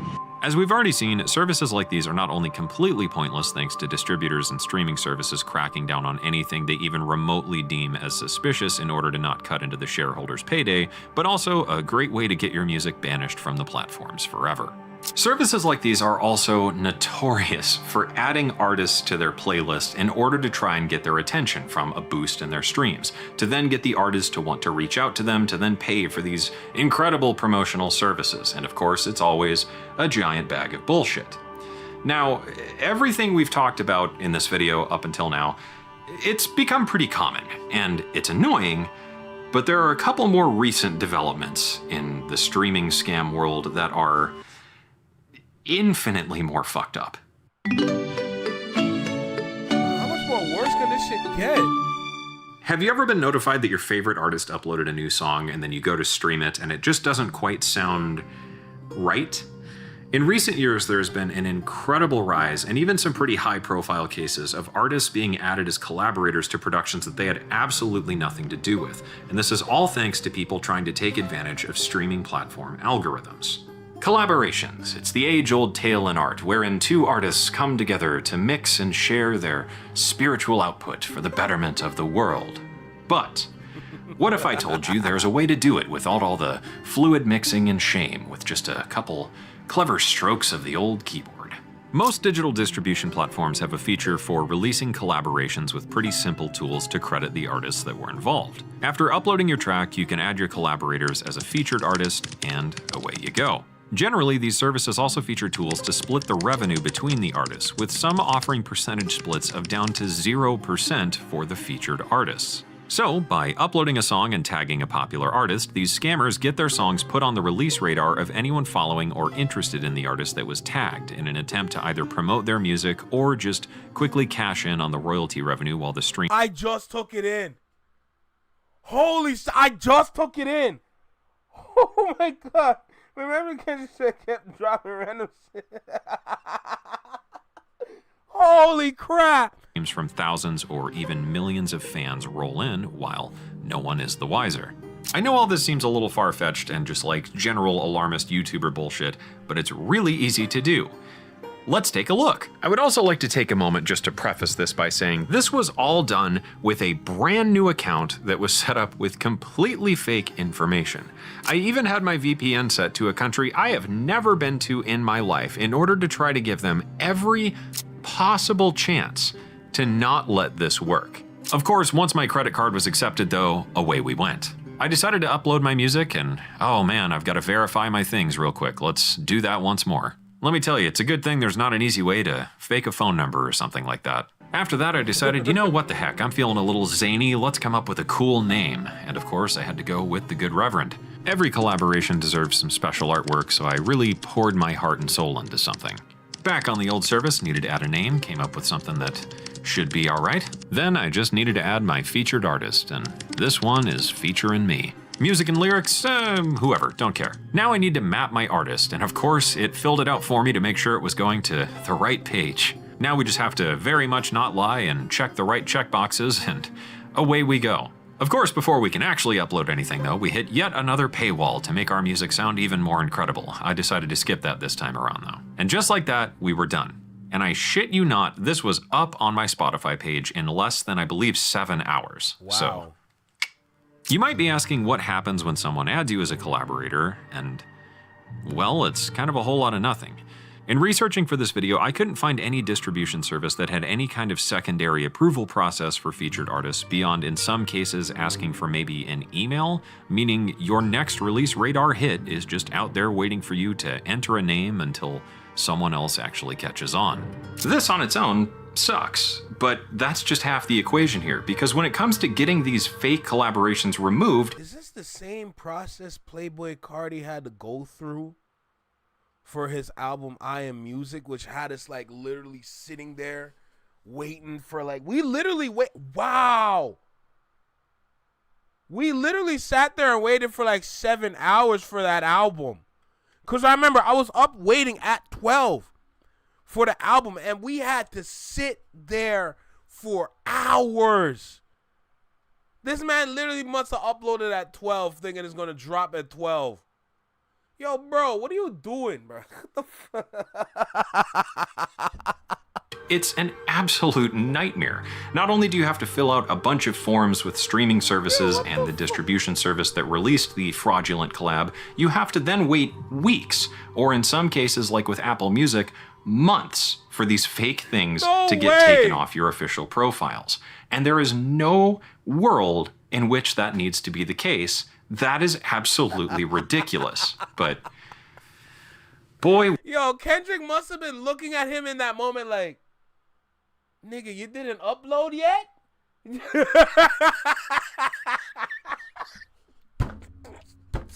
We're just getting started. Oh, shit. If you've used any major streaming service in the last 5 years or so, you've probably encountered a case of seeing your favorite artist upload an album or a track, and you go to listen to it and it's just a bunch of AI garbage that someone somehow uploaded to their profile as them. What blows my mind about all this is not only how stupidly easy it is to do, but how disgustingly common it's become for small independent artists to find this stuff put on their profiles and be forced to figure out how to deal with it. This is Ember. She's a young artist who's been making music for only a couple of years. And recently, she found herself unfortunately needing to deal with AI-generated music uploaded to all of her official streaming platforms. And sadly, not being an established artist, she had no one in her corner to fight for her when it happened. Yeah, she's cooked. Remember when Kendrick dropping random shit? Yeah, I remember that.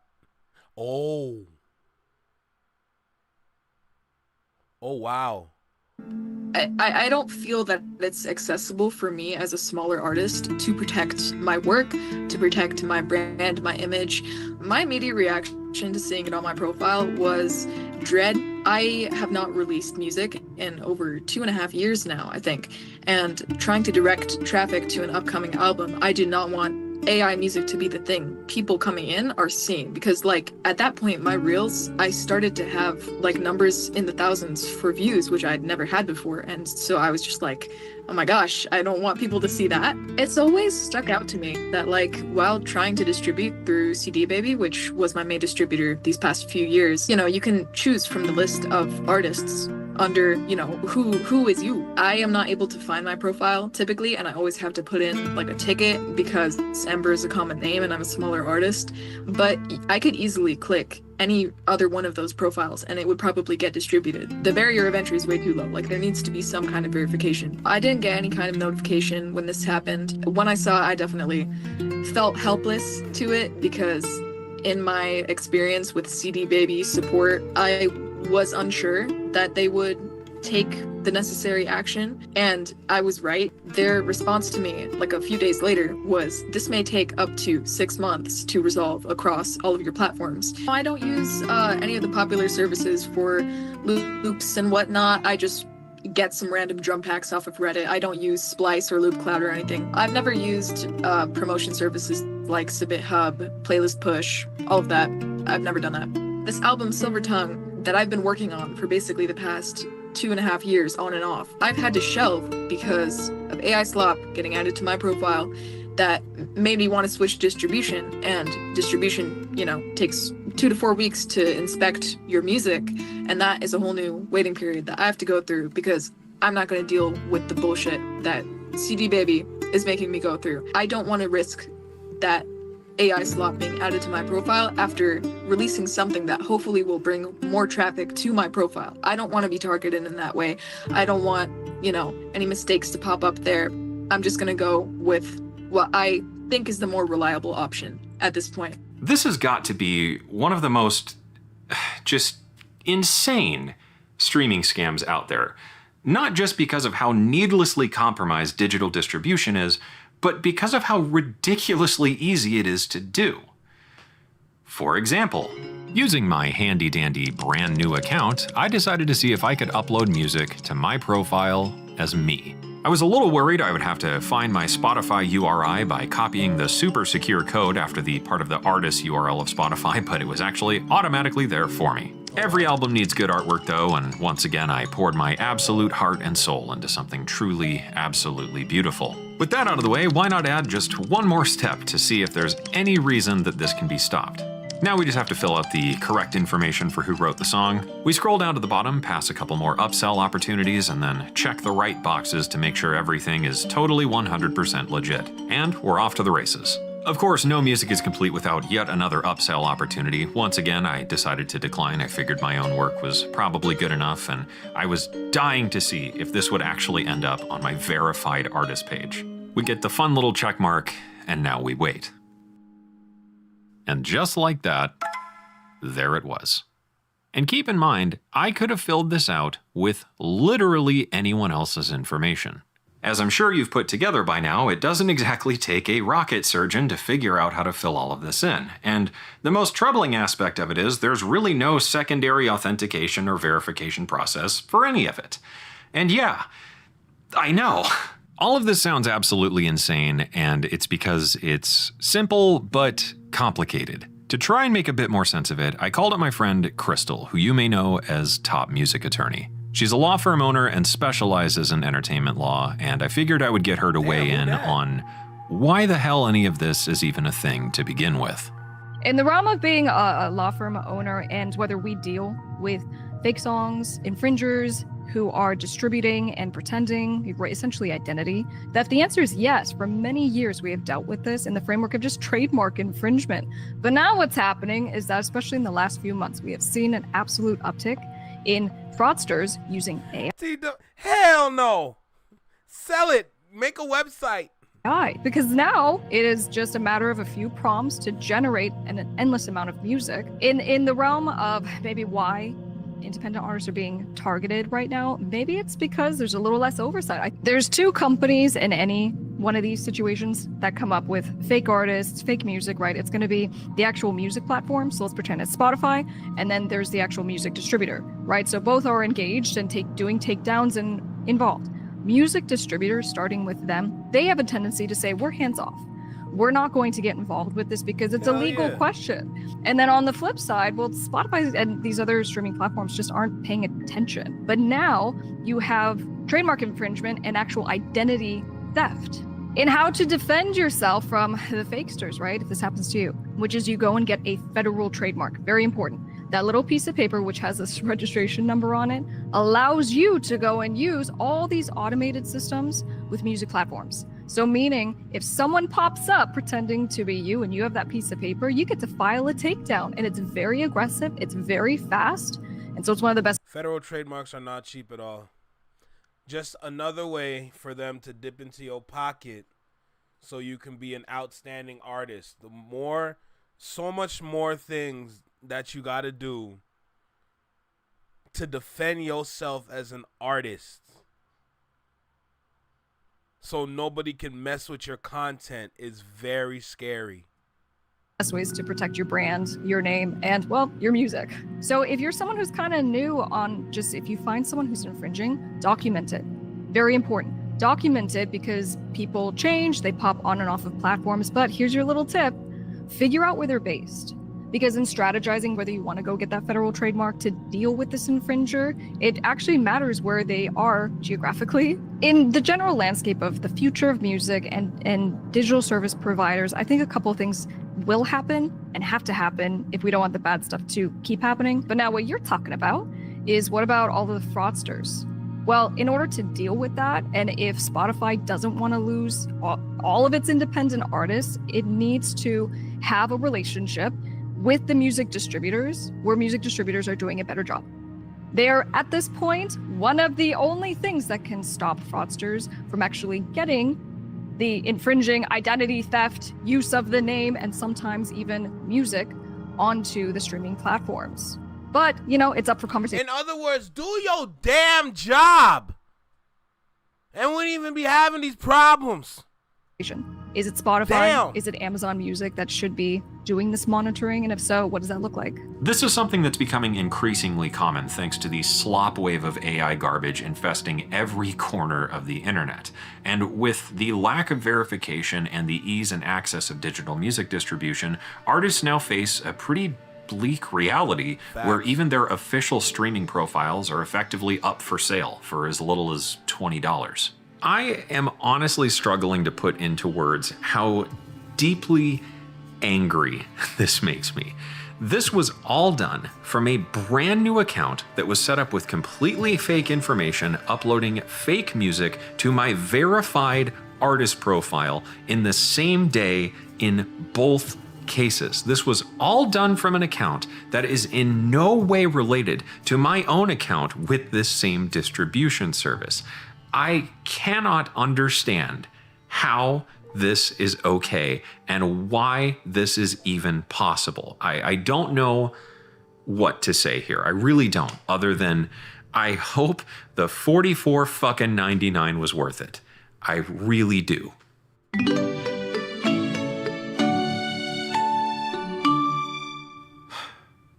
All of this culminates nicely, if you want to phrase it that way, into what I think is the next major scam targeting independent musicians online.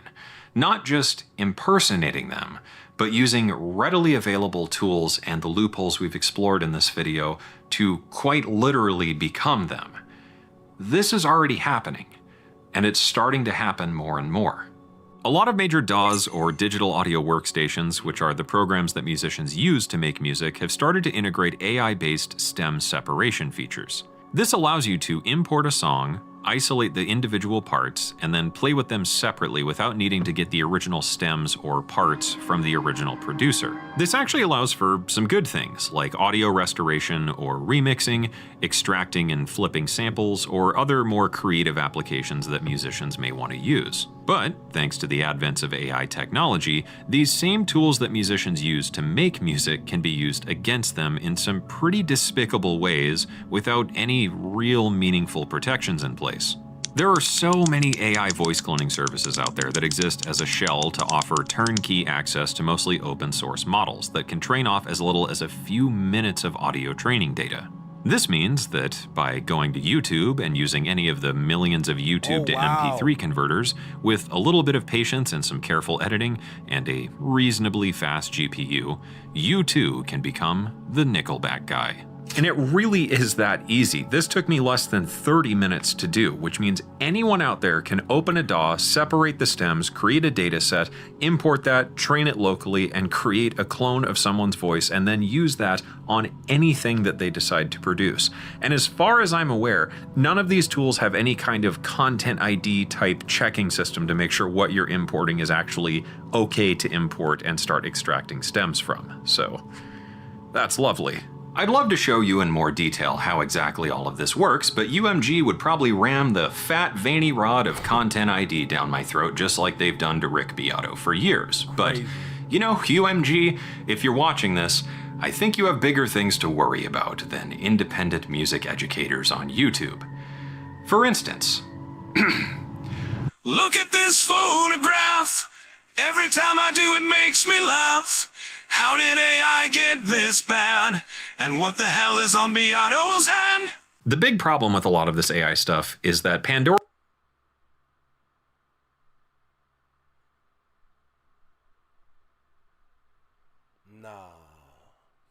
Pandora's box is now open, and given that there are no shortage of AI voice cloning services out there shilled to you by every brain-dead review slop YouTuber on the planet, I am sure that this is about to become an absolute shit show for any independent artist in the future with a notable following.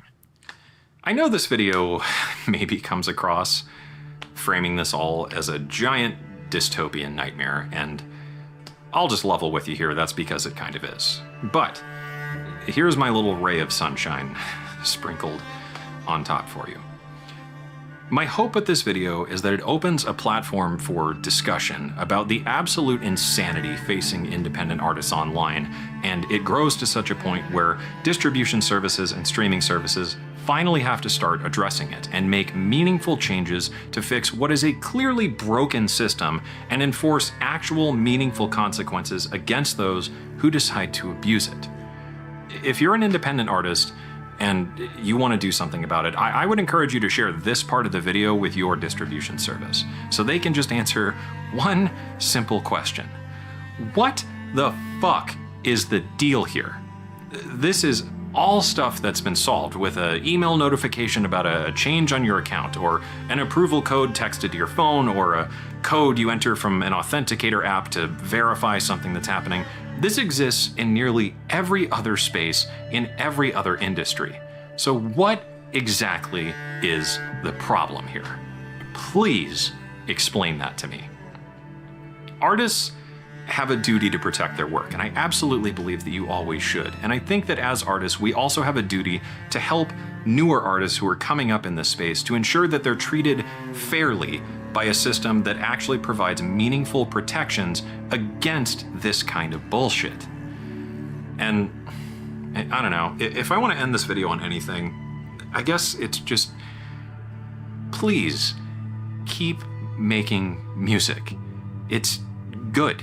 It just is, and you should always do that. The force of human creative expression is only going to exist for such a small window in the grand scheme of everything, and I truly believe that it's always going to be a worse place without you playing your part in it. And I mean that. I really fucking do.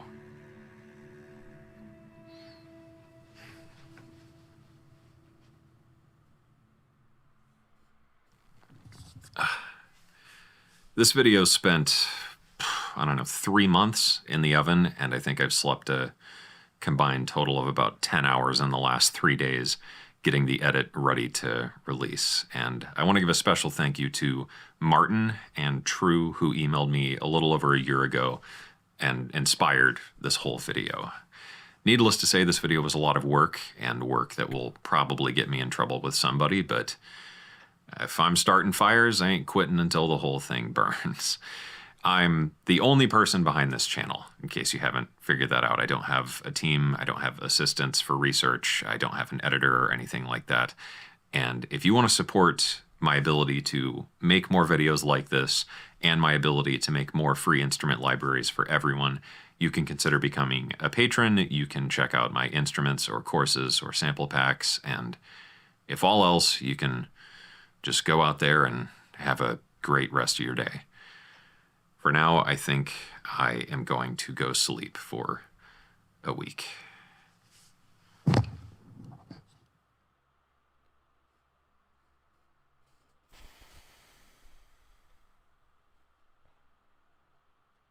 Yeah, that just happened. Yeah. That just happened. All of that just happened.